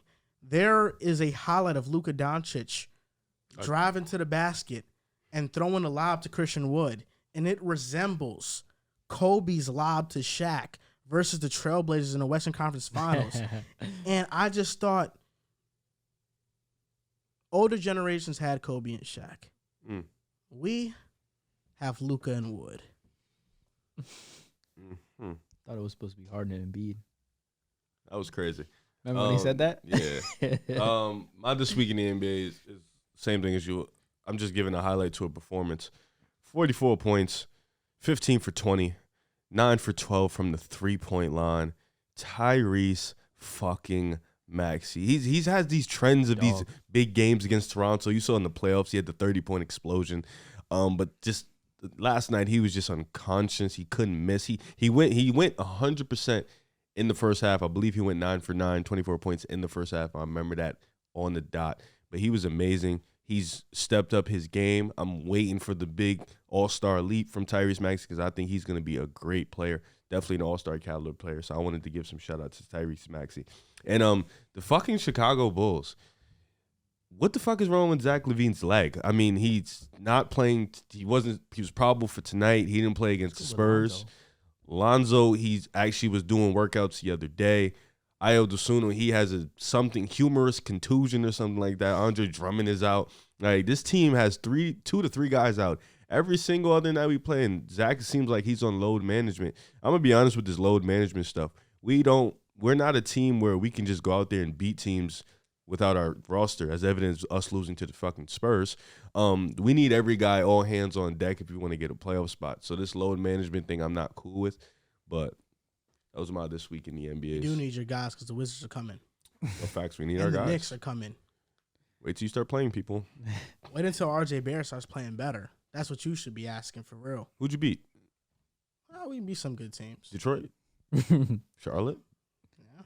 You lost to Memphis, right? We beat the Magic. You beat the Magic? Yeah. That's a great team. Didn't they win a game yet? They won last night. They did win a game. 1-6? 1-5? 1-5. It's very cute. We beat the Heat. The Memphis Grizzlies. We beat the Heat and the Celtics. You lost to the Wizards. We beat the Heat and Celtics. Word. We got some big wins. We were actually down 20. We have Jalen Brunson, though. We have DeMar. Okay, we have Julius Randle. Didn't you say DeMar was going to fall off? I think you said that. I think he's had a couple bad games for sure. He had 1, maybe 2. But you said he was going to fall off. He's been good. I mean, he's averaging 26.2. Last year, averaged 27.9. He is falling off. Sick. Sick guy. You see what's wrong with him? Oh, man. He has 1 point right now.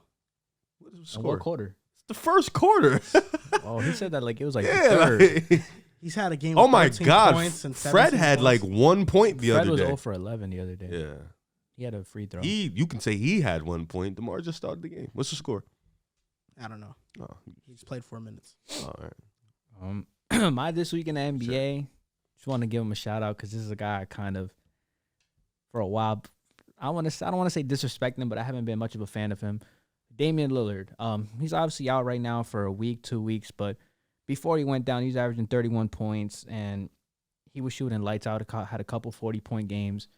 And the Portland Trailblazers right now are 5-1, sitting at the top of the Western Conference. They look like a really, really good team. Anthony Simons, I watch him. Very exciting young player. The addition of Jeremy Grant seems good.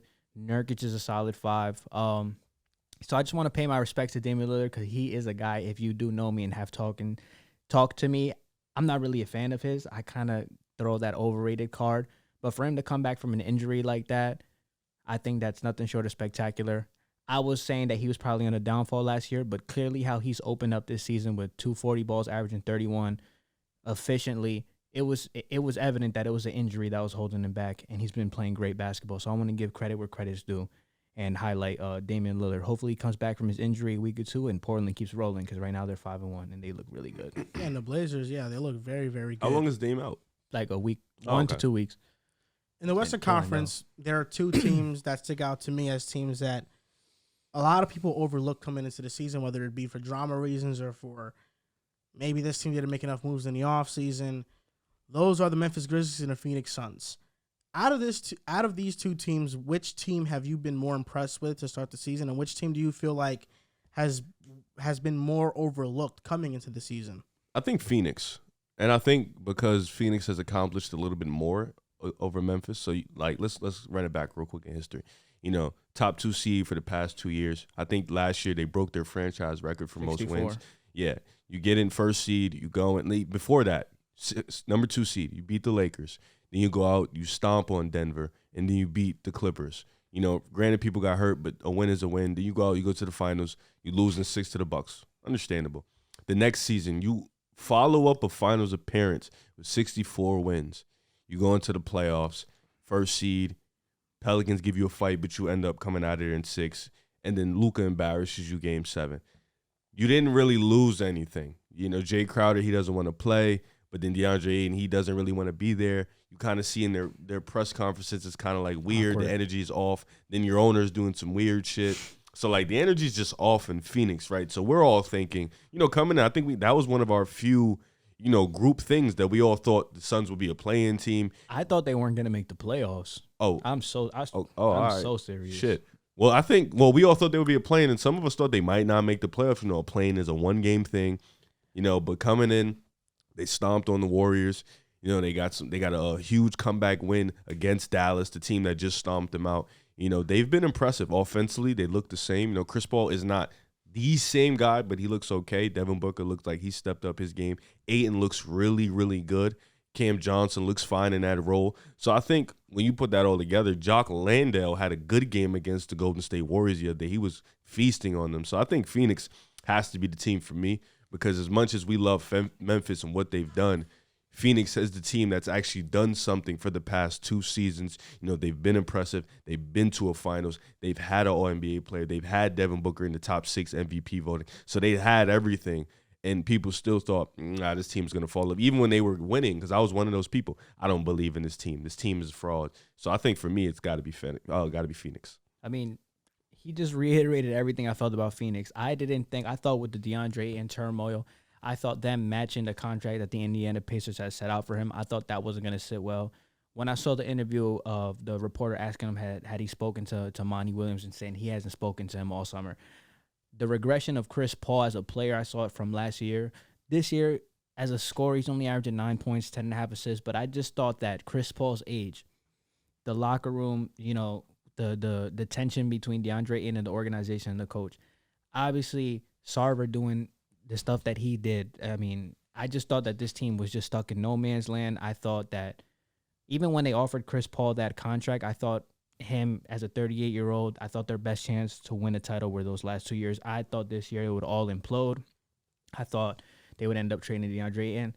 It's 5 games so far. They're 4-1. But just based off everything that I just thought that this team was just going to implode just because of all the offseason drama. I mean, it's kind of, I don't want to say it was kind of like the Brooklyn Nets in a way, but it like a player openly saying like, yo, I haven't talked to my coach. I'm not really talking to him. And him getting upset. They didn't speak. They didn't speak. I would think that it would have the same effect that it has had on the Brooklyn Nets with their toxic environment. I thought that it would rub off on the Phoenix Suns. But like you said, this is the team that won 64 games last year. This is the team that made the NBA Finals. Lost in 6, but they've shown flashes of being a great team. They have good players, a great coach. I think I messed up on this one, thinking that they wouldn't make the playoffs or do anything. They've definitely surprised me. At first, I wanted to say that it was the Phoenix Suns. But the reason why I don't think it's the Phoenix Suns is simple. The Suns, it was very drama-related, drama-oriented, the reason why I thought they were going to fall off.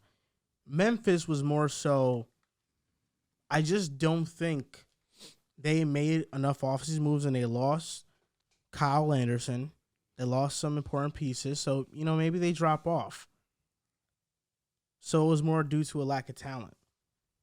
But Memphis is once again proving that they have one of the best scouting and development systems in the NBA.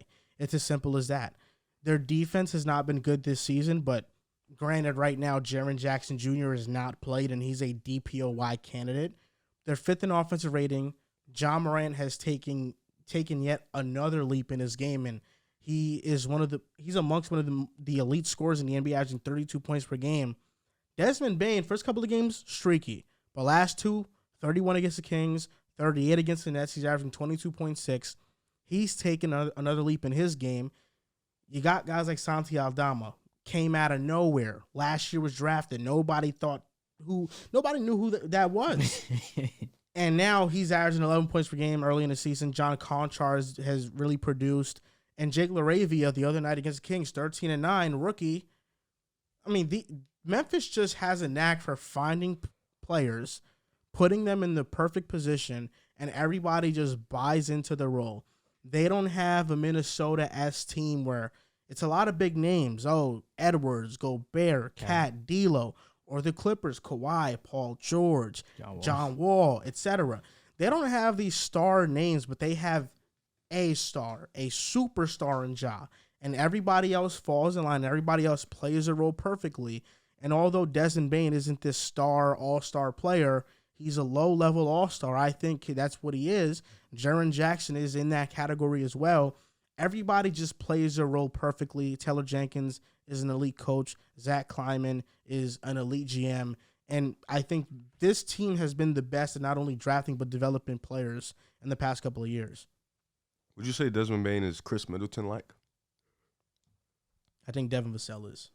No, not like game style. Like in terms of like low end all star, like the guy that complements their superstar type. I think he is. Yeah, I think he's in that the tier. perfect fit next to He's Kevin. already one of the best two-way players in the NBA. Elite shooter, 3-and-D players. Yeah, he's- point shooter. He's yo, this Sniper classified. He killed my team. He gave us 38. We No, couldn't stop everybody him, kills your team, but he was just wilding on us. Yeah. Desmond Bain would beat you in the 3-point shooting contest. no shit. No shit. Yeah, no. Why people are saying he's the next Chris Middleton or something? No, he said low end all star, and I thought of like Giannis. You got the prime superstar, and you got the low end guys that complement your guy. And that same thing with Memphis. They got Jaren Jackson Jr. and Desmond Bain that complement Ja.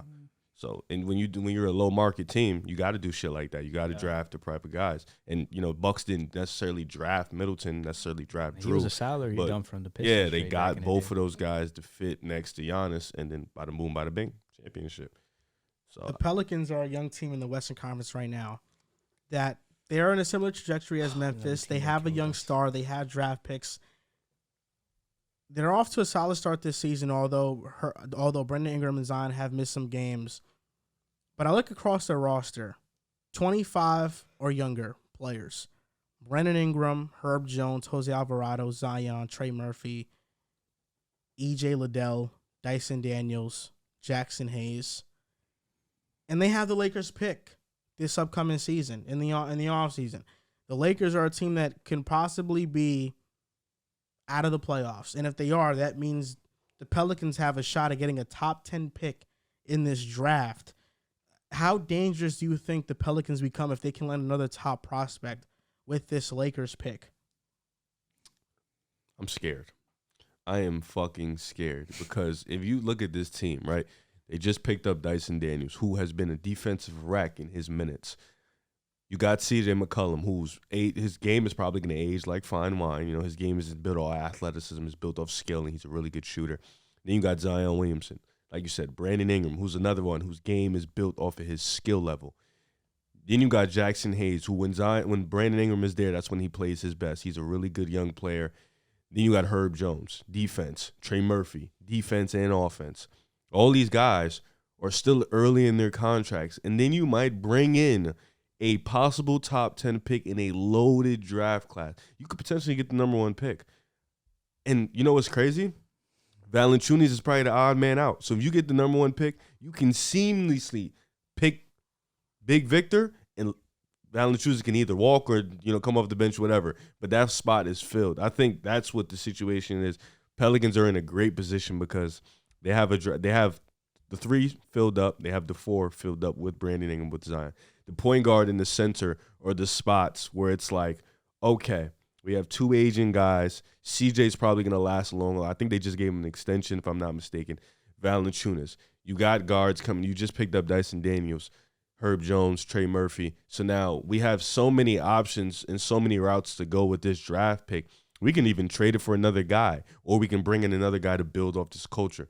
They're in such a scary place because they have a great team already, along with the draft capital, which is scary because they can keep bringing in guys, and they're under a lot of cheap deals right now. So I think right now you have to look at the Pelicans as a scary team for the future because even though Memphis, like we were just talking about them, they have the great development team, the scouting team, they don't have the draft capital as the Pelicans. They don't have the star power as the Pelicans because the Pelicans have Zion, Brandon Ingram, and Herb Jones, Trey Murphy, Dyson Daniels. Memphis got some guys too, but the Pelicans have that wild draft capital coming in. So I think the Pelicans are going to be a really scary team. They just have to manage it right and get these picks right. But in this class coming up, they literally can't get it wrong. I mean, I pretty much agree with him. This team is absolutely scary. My team saw them on opening night. They killed us. Zion Williamson's obviously, we all know, if he can stay healthy, generational, possibly a top 10, maybe a top 5 player if everything pans out. C.J. McCollum's been good for their team. Herb Jones. I mean, you want to talk about a team that's been hitting in the draft. New Orleans definitely has been hitting in the draft. Getting Brandon Ingram for the Anthony Davis trade. I mean, that trade looks like a highway robbery right now just because of how Anthony Davis and the Lakers are all playing right now.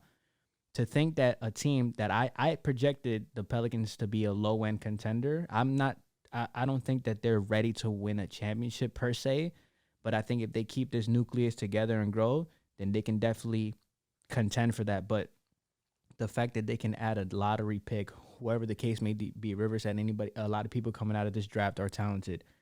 You can add that with this young core, with Zion Williamson, with Brandon Ingram, with the addition of C.J. McCollum, Herb Jones, Jonas Valanciunas. I mean, this is a team that if you make the right picks and everybody, if Zion stays healthy, this is a team that can be a force for years to come in the NBA. And it's scary because I think that they're a great team now, but to think that they can add another top 10 lottery pick to this team that's already, like, in my opinion, projected to be this great team, if they stay together, everybody stays together, I think it's nothing short of spectacular that they can do this. So they're definitely going to be scary. If I'm a Western Conference team, I definitely keep my eyes out for them. They are a team that can give, I think, anybody in the Western Conference a run for their money, maybe even upset. That's how good I think they are. They can add a pick to this with the Lakers struggling all season, be it a top 5 pick. This is going to be ridiculously scary. I was thinking about this scenario because I don't think the Pelicans need this pick. Like, it's like a cherry on top, but I don't think they need this pick. The salaries are probably not going to work at all. But this could be like a sweetener in a potential, let's get Kevin Durant to the Pelicans trade. Oh, this pick? Yeah. This pick could be that. Or I think absolutely it could be just if they feel like they're one player away. Let's say at the All-Star break, their team is very good. They're a top 4 seed in the West, and they feel like they're one player away from making a huge jump. This pick could be used to acquire that said player. Well, it would have to be CJ, Valanciunas, and the pick. Yeah. Well, if we're talking about a Kevin Durant trade, yeah. But maybe another player. Just for, like, cap situations, like, it would be those two. Yeah, maybe another player, though, possibly. It could be another player could be Lauri Markkanen. Where the hell is he coming from? Why do you keep saying his name? He's been really good for Utah, bro. Yeah, but why do you keep saying his name? Nah, he's a star. But we're talking about the Pels and the Nets trade. Where's I'm Lauri? saying another player they could acquire. Oh, like yeah, the but Pelicans? not with that pick, though. Yeah, now Yes, then why are you saying? I thought they could trade their own first-round pick, though. They do have theirs, too. We're fucked. I'm going to just be honest with They y'all. could definitely get a superstar with that pick if they, They get an all-star level player with that pick. I mean, just like he said, the turmoil going on with the Nets have pretty much nothing to lose. They don't have much picks. They could be like, yo, we'll give you this, that, and we'll give you this pick. The Lakers don't look like they're going to be any good. Yeah. Then you add Kevin Durant to a team like that. I don't think the Pels want Kevin Durant, though. That'd be crazy if they got him, though, to be honest with you. But I think they go with what they got, like their culture building. I think they don't want to break that up right now. And they already got 2 guys that are the guys. Bringing in another guy, it's like crazy though. I am gonna lie. Yeah, so and don't give KD no more favors, bro. Make him earn it, loser. Like, don't give him no more favors. Tired of giving him favors, man. That's your boy. You just don't want him to pass Steph. He literally can't. Nah, it's over. I don't think he can pass Steph Steph. got 4, bro. He What can't. if KD wins the championship this year? You don't believe that. He doesn't believe that. Wait, with the Nets or in general? The Nets, bro. No, he's not winning. Unless he goes. I wish. I don't. He's not winning a chip this year, bro. You don't believe not that. Especially with he ain't winning. Nah, but if he does, though, if he were to win a chip at Finals MVP, then the conversation would be brought up again. Nets fans swore that they was finna win a chip with Kyrie and KD. I mean, can you Wouldn't blame you? us? Can Yeah. you blame us? James Harden was supposed to get it done with y'all. It's just injuries. Here you go. No, it should have happened for real. They got hurt. Mesmerizing about the past. You don't think it should have happened? They should have won a championship for sure. I don't think it was meant to happen. Fate. Injuries are a part of the game, like you said earlier. James Harden, though, should be a champion. He could be a champion this year with the Sixers. You don't. You still think the Sixers gonna win? They got a chance. I mean, everybody. When you walk into the playoffs, everybody has a chance. I don't think it's impossible. Are they're playing right now? Let me see if they're. No, they're whipping our ass right now. Oh, they're facing the Bulls. Yeah, they're we have never 15 beat. on y'all. We've never beat Embiid in our lives. For real? Never. Not once. Because he's better than Nope. your franchise. Franchise is kind of nuts considering we have Michael Jordan, but I get it. He has 8 points on you right now Yeah, no, in 9 minutes. never beat. And PJ Tucker got 5 points. You better start respecting him. I'm done with PJ. I needed him to hit 2 threes one day. He's so garbage. He couldn't hit 2 threes.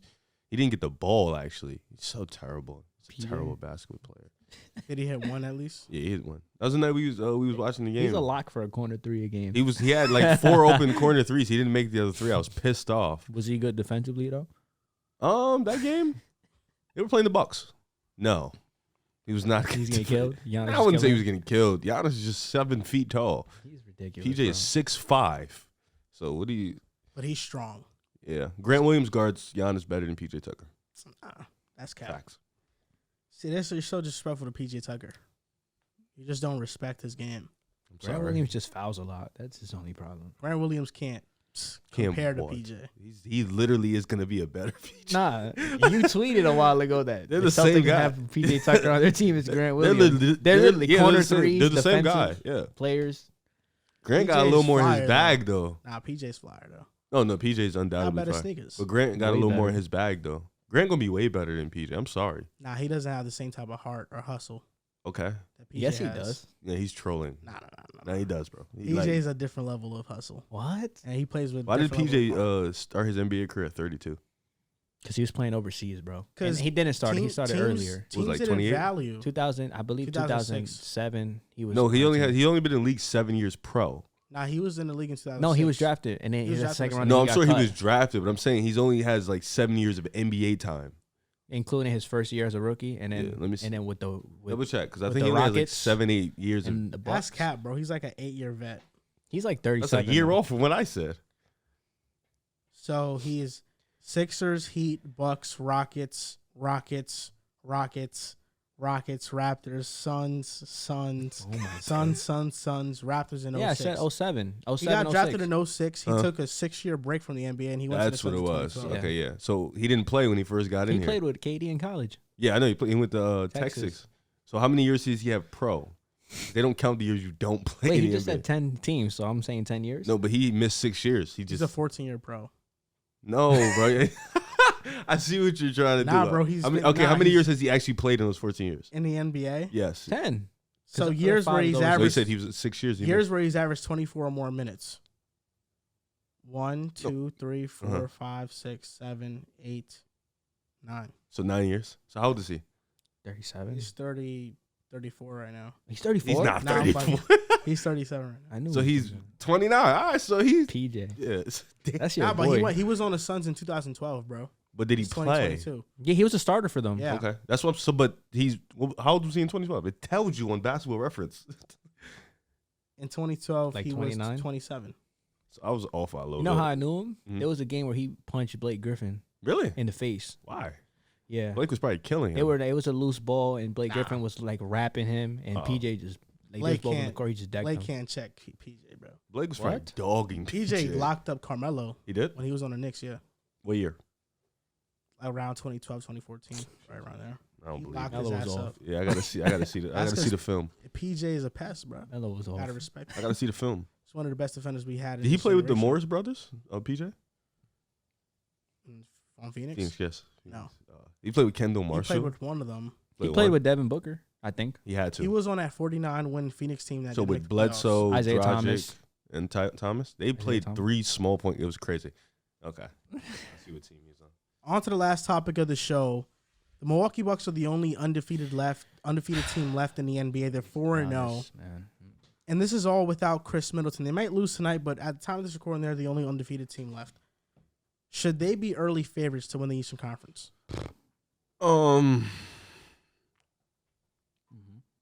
I mean, it was either them and the Celtics, right? I mean, I think that was the conversation, like Bucks or the Celtics. But right now, with no Middleton, the Bucks look great. You know, Drew Holiday looks amazing on the defensive end. Giannis looks like a dog on the offensive end. So, I guess you can put them as the early favorites. You know, I still think Boston is better, but I wouldn't be mad if you put the Bucks over them. I think those are the two cream of the crops of the East. You know, like I said, no Middleton. They beat they beat the Sixers. You know, they have some impressive wins. So They blew out the Nets. I mean, you guys are They garbage. killed us. So I don't even look at y'all as a good win anymore. But the Bucks, I guess you can say with no Middleton, they looked as great as ever. But I still would have the Celtics because I want to see what they're gonna look like when Chris Middleton comes back. I want to see Chris Middleton. I still think the Celtics coming down in a playoff series. I still would take the Celtics, especially with the way Brogdon has looked, the way Grant Williams has looked. Jason Tatum in his new form, is this gonna last? So I think I would have to take the Celtics, but I wouldn't be mad if you have the Bucks as the early favorite. I got the Bucks pretty easily. The fact that they're undefeated without Chris Middleton, they're first in defensive rating without Chris Middleton. Offensive rating is 22nd. They're not a great offensive team right now. But just looking at the leap that Giannis has taken, it feels like he's taken another leap in his game, averaging 34, 13, and 6, almost 2 blocks a game. Giannis right now just feels like he's on a completely different level than everybody else in the NBA. It feels like Giannis is the best player. I think he's the best. And nobody comes close to him as How? coming to be the best player in the NBA. Though. That's so crazy to say. Who do you think's on his level right now? Jokic? John Moran has played on his level as of right now. Fact. Defensively, Jason Tatum two-way. has played on his level right now. Steph Curry has played on his level right now. Why do we do that? They've all played at the same top level. Has Giannis been the best? Yeah, but please let's stop. Yeah, not closest. No, Giannis has been noticeably the best. Noticeably, Yeah. John Moran has been on a different. He can shoot now. What are we doing here? But he's not the defensive player Giannis is. He may not be the defensive player, but the impact, you see it. Like John Giannis Moran, is a better offensive. I mean, Giannis is a better offensive player and defensive player. I'm not He saying dominates I'm the not game. saying He is. no, but I'm not It's saying not Giannis close. is not better than these guys. I'm not saying that. No, but you're maybe acting Ja's like more exciting, but Giannis no. it's You're clear he's acting on like a different it's level. clear. He's on a different It's level. clear he's on a different level. Yes. He's on a Clear different is level. really strong. He's I on a think they- I different think he's level. the best though. I think a lot of guys have been playing at that level, Nah, but you agree Nah. Giannis is the best right now, though, right? like in the league. Yeah. Yeah. Yeah, me too. But I don't think that like warrants he's clearing the league. Like he's noticeably the best. No, I think he's Ja's the been best. on that pace. No, I think he's noticeably been the best player in the NBA right now. You need to fix your league pass. That's what you need to do. No, For real. He's We noticeably complain been about You the, need to pass all fix the your time. league pass. he's noticeably been the best player in the league. He's elite, bro. both sides. Noticeably is crazy. What could I say? Bro, he dropped 43 against the Nets. John Moran had 40 points also. He had 44 against the Rockets. John Moran had 40 points. Did he have Ja Morant elite had defense? 49. Did he have elite defense Wait, with that? Ja had 49 on the Rockets, bro. Did he have What? elite Look defense? at this guy. He's trying to knock He him, forgot bro. about that. Ja Yeah, has the come highest on. scoring Giannis game is a so far. champion. Oh, what the fuck? That We got just to do He's with a right now? two-time MVP. We just talking about right now, bro. What's Right that now. Yeah, right right now? now. Giannis Why is you on a bringing different shit that he did like Giannis mad is long on a ago? different level Alright, right I now. feel you, but why you gotta bring the other shit in though? because Like the two-time MVP, like it just yeah. proves that like he's on a different level. I don't understand. Right the now- different level part is crazy. I to mean, me. career, yeah, but right now, I agree. Too, Right now, but I watch. I just don't Giannis know why and you brought in Right the now, I MVPs watch. and Giannis What and about Luca? What are we doing No, here? Luka's amazing. No, I love stop it. Luka. Because what are we doing? Luka's Luca's disgusting, 36, too. 10, and 10? What are we doing here? Yeah, nah. Like, I watch Giannis. No, and no, I no, say no, He's the best this- player in the league. All right, okay, that's yes, fine. yes. But he's not on a different level You than think he clears everybody Luka? else. I think he's noticeably the best player. This isn't Michael think he Jordan in clears the Luka? 90s and everybody else, bro. You think he clears Luca? Two-way prowess. Yes. Offensively, he doesn't clear Luca by any stretch of the imagination. Luka's a better offensive player. I was talking about his two-way prowess. Bro, Luka's been on his level, bro. Is Giannis the best player in the league? Yes. That's fine. Noticeably been the best player in the league. That's fine. But has he been on a different level than these other guys? No. They're all on the same level. Dude, Giannis is just better than Luka them. has been It's doing fine some to say incredible that. No, I fucking think shit, that yo. Giannis has been a step above. Yo, Luca's been on some incredible shit. That's all I'm gonna say. Step above my ass. You got to stop, bro. I hate But when people Giannis has do been that. disgusting this year, though. to Like be they've honest. all been disgusting. Like Yeah. we've had some amazing guys in the first 2 weeks. I don't First see- 1 and 2 so far for me is Luca and And Giannis. So I agree. I was with gonna that add Luka the take. topic of change my take because Mhm. the Bucks are my team to go to the Eastern Conference Finals and go to the championship, make it out the East. I think they're my Do team. you think to they make it can out win the East. title? I think they can. They need more offensive output, and I think Chris Chris Middleton Middleton's gives gonna that. come back. I'm just looking at these guys. Like Dame has been on another level. Ja's not been on been- another Yeah, level. nah, but not on the He's not next been level. Giannis. Oh, let's look at A They've good been one. great, A good but one that they've you better named been is Giannis. Dame's Luka. game log. He had 40, 31. We got to stop, bro. Like, come on. Like, let's. Nah, Giannis is better than Dame. Giannis has had. But y'all keep thinking 30, I'm saying 40, he's not 40, better. 44. That's why it's like losing me. Like, I'm not saying he's not better Bro, than Dame these was guys. my today in the NBA.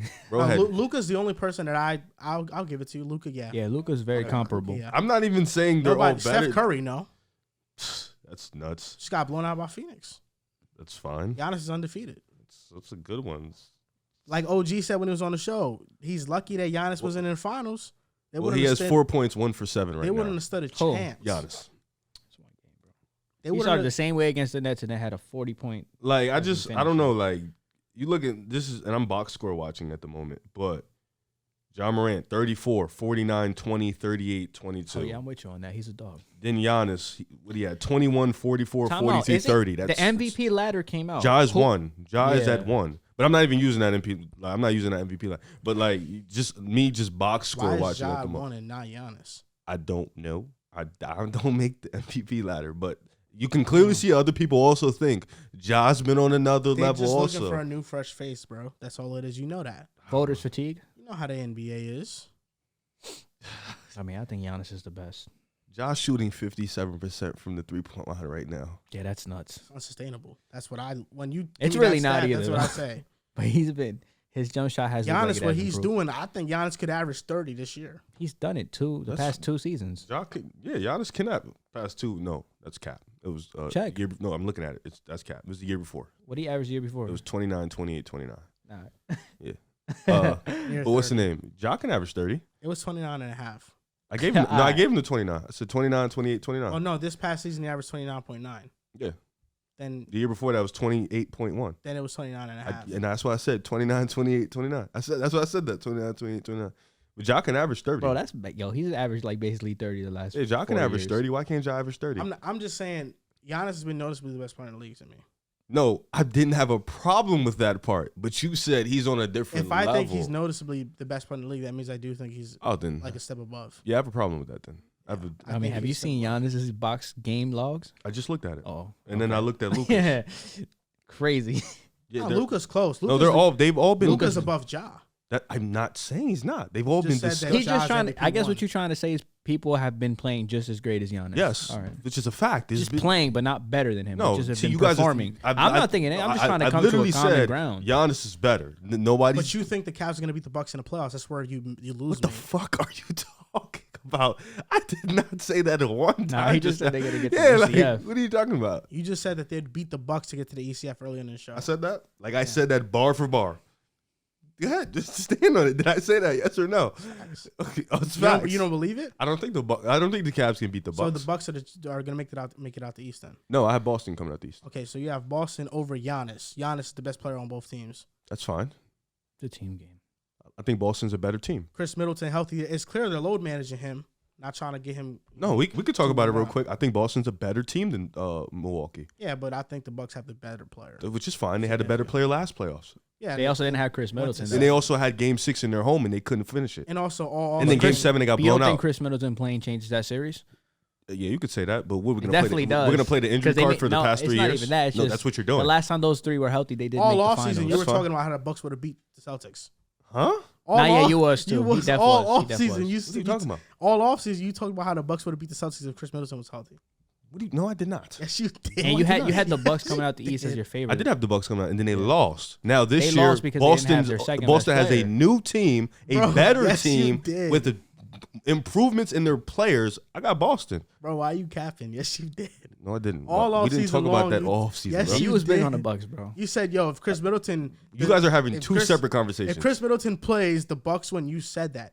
No, you I said know. I said that all off season. We were not talking about So that wait, you all do No, I off said agree you with said that, it. though? in Yeah, I the said if offseason. Chris Middleton would have played, yes, I did say that. But you made it seem like I was just spewing about that all offseason. No, because the Bucks, and I've said this too. Stop bringing that out, because I've said this too. The Bucks still had an opportunity to win that series with Middleton out. Giannis just couldn't close it out in his home. I did say that too. Well, you They said lost if to Al Middleton played, they Horford. would've won. Yeah, but then they lost to Al Horford in Game 6. Then they got blown out by Grant Williams in Game 7. So the Middleton excuse is cool, By but Grant they still Williams? could have won.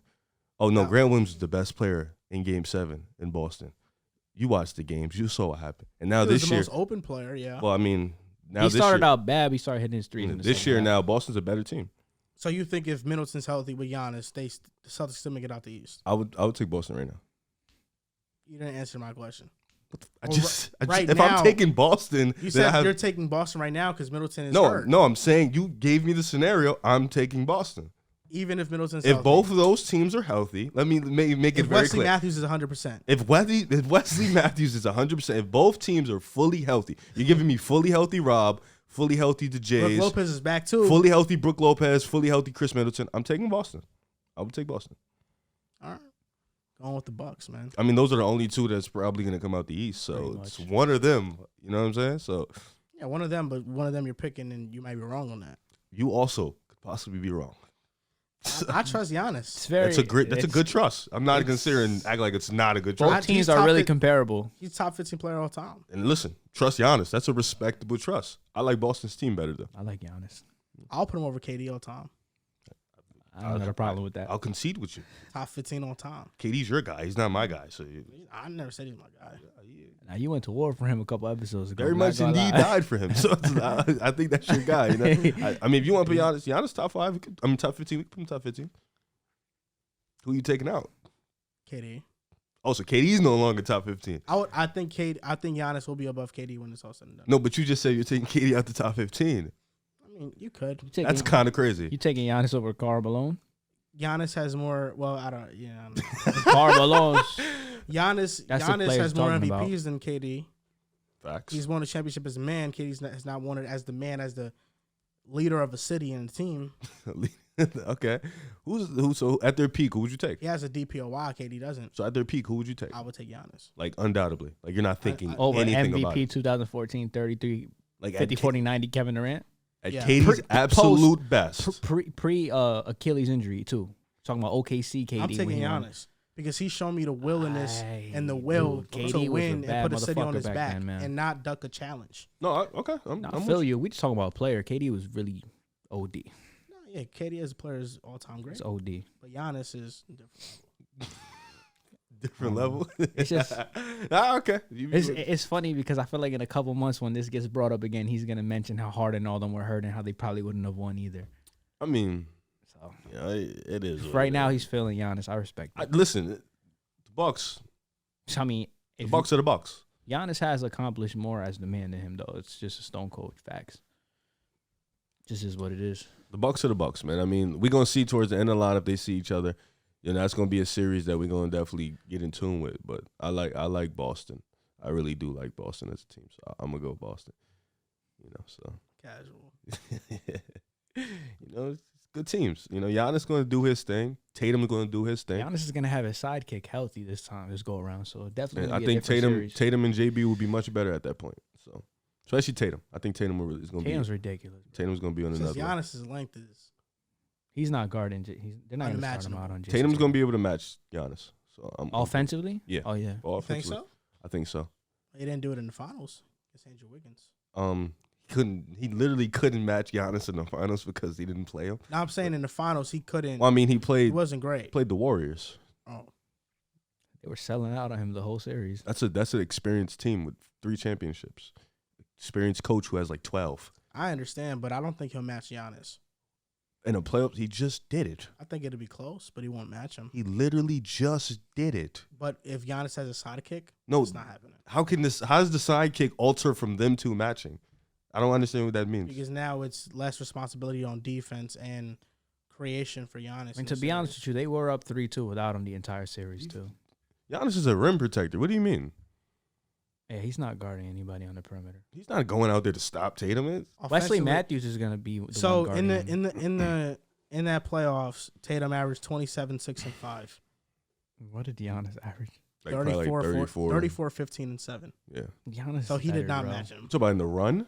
No, in the series. Oh, in the series? Yeah. Oh, okay. 34, 15. I know Tatum had a few he had a 40 That game ball. 6, he had 46. Yeah, he had that 46. Tatum has some historic moments. He's killing game 6. Yeah, he had that 46 that put them in Giannis' home, put them in very, very good company. Letting another man get 40 in your home is kind of crazy. I'm going to just be honest with you. Like, I'm going to just let you know that letting another man get 40 in your home is ridiculous. Well, we'll see come down the stretch. You know what I'm saying? You got your little Bucks love. Even though you had Philly 2 weeks ago, now you all of a sudden got the Bucks. So this to change your take. Change your take. Yeah, I'm changing my take. You're changing it to the obvious answer. Okay. I want to be right. It's obvious. You just basically admitted to me you're taking the underdog in the Celtics. I took the Celtics 2 weeks ago. But you think the Bucks should be favorites? Yeah. I said I don't mind the Bucks being favorites. Respectable. Even though the Celtics, I think, are favorites. JC said it. When those big three are healthy, they haven't. So who are you going with, the Bucks or Celtics? Milwaukee. I think they're battle tested. I think that they've won a championship. I think if they had Chris Middleton last year, they would have been in the finals. I think he makes that much of an impact. So. And they would have won and beat Golden State too. I don't know about who's guarding Giannis? Kayvon Looney? Draymond Green. Draymond Green cannot check Giannis. Build the wall. On his best day, he can't check I'm just Giannis. saying, you just asked me who was guarding. This is going to have to be Draymond Green. They build the wall, this age, broski. Draymond Green at this age, they build get the wall, best of broski. sleep, eat the best of meals. They build the wall. Cannot match Giannis. They build the wall. Cannot check And I Giannis. promise you Andrew Wiggins can guard Chris Middleton. I promise you he can. Like, very, very easily, too. Like, it's not going to be a challenge. If he strapped Jason Tatum, who's he's not even way more getting gifted. no sleep guarding Chris Middleton. I'm telling you. Chris Middleton could light him up for a game. And Drew Holiday going to do what he do on Steph, too. Steph won't guard Drew Holiday. Now I'm saying Drew's gonna guard Steph. Drew can't check Steph. Why are you telling me that? They switch everything. It's gonna make him inefficient.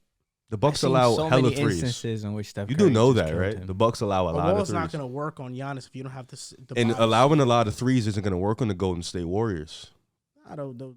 They actually allow the most threes in the NBA. They Playing don't guard against the and they three-point don't line. adjust. They don't adjust. They run a drop. They're yo. very stubborn. Yo, They do not adjust, bro. You yo, do know running that. the drop against Golden State is crazy. Giannis can make up for a lot. He had 50 in the Yo, finals, bro. yo, Against the Suns. You like Did Draymond Steph guarding Curry have Giannis? 50? One-on-one, he probably won't. Has Steph Curry ever had 50 in the finals? He had 47. He was close. They had 50 though. Giannis had 50. You played the Suns. Close out game 6. The Warriors would beat the shit out of the Suns. On a bad knee. The Warriors would beat the shit out of the Suns. That's who they played. The Warriors would dog them out. I don't know. No, you know. Suns got dog. They lost to Dallas in 7. And the Warriors dogged them out. Just a bad matchup for the Suns. The Warriors The are a better one. Nah, the Warriors are a better one. You think so? It is. Oh, because Aiden. Yeah, Aiden. No, it is a better matchup Because for of them. Aiden, right? Like, say it. You want to say it because of Aiden, right? It is because man.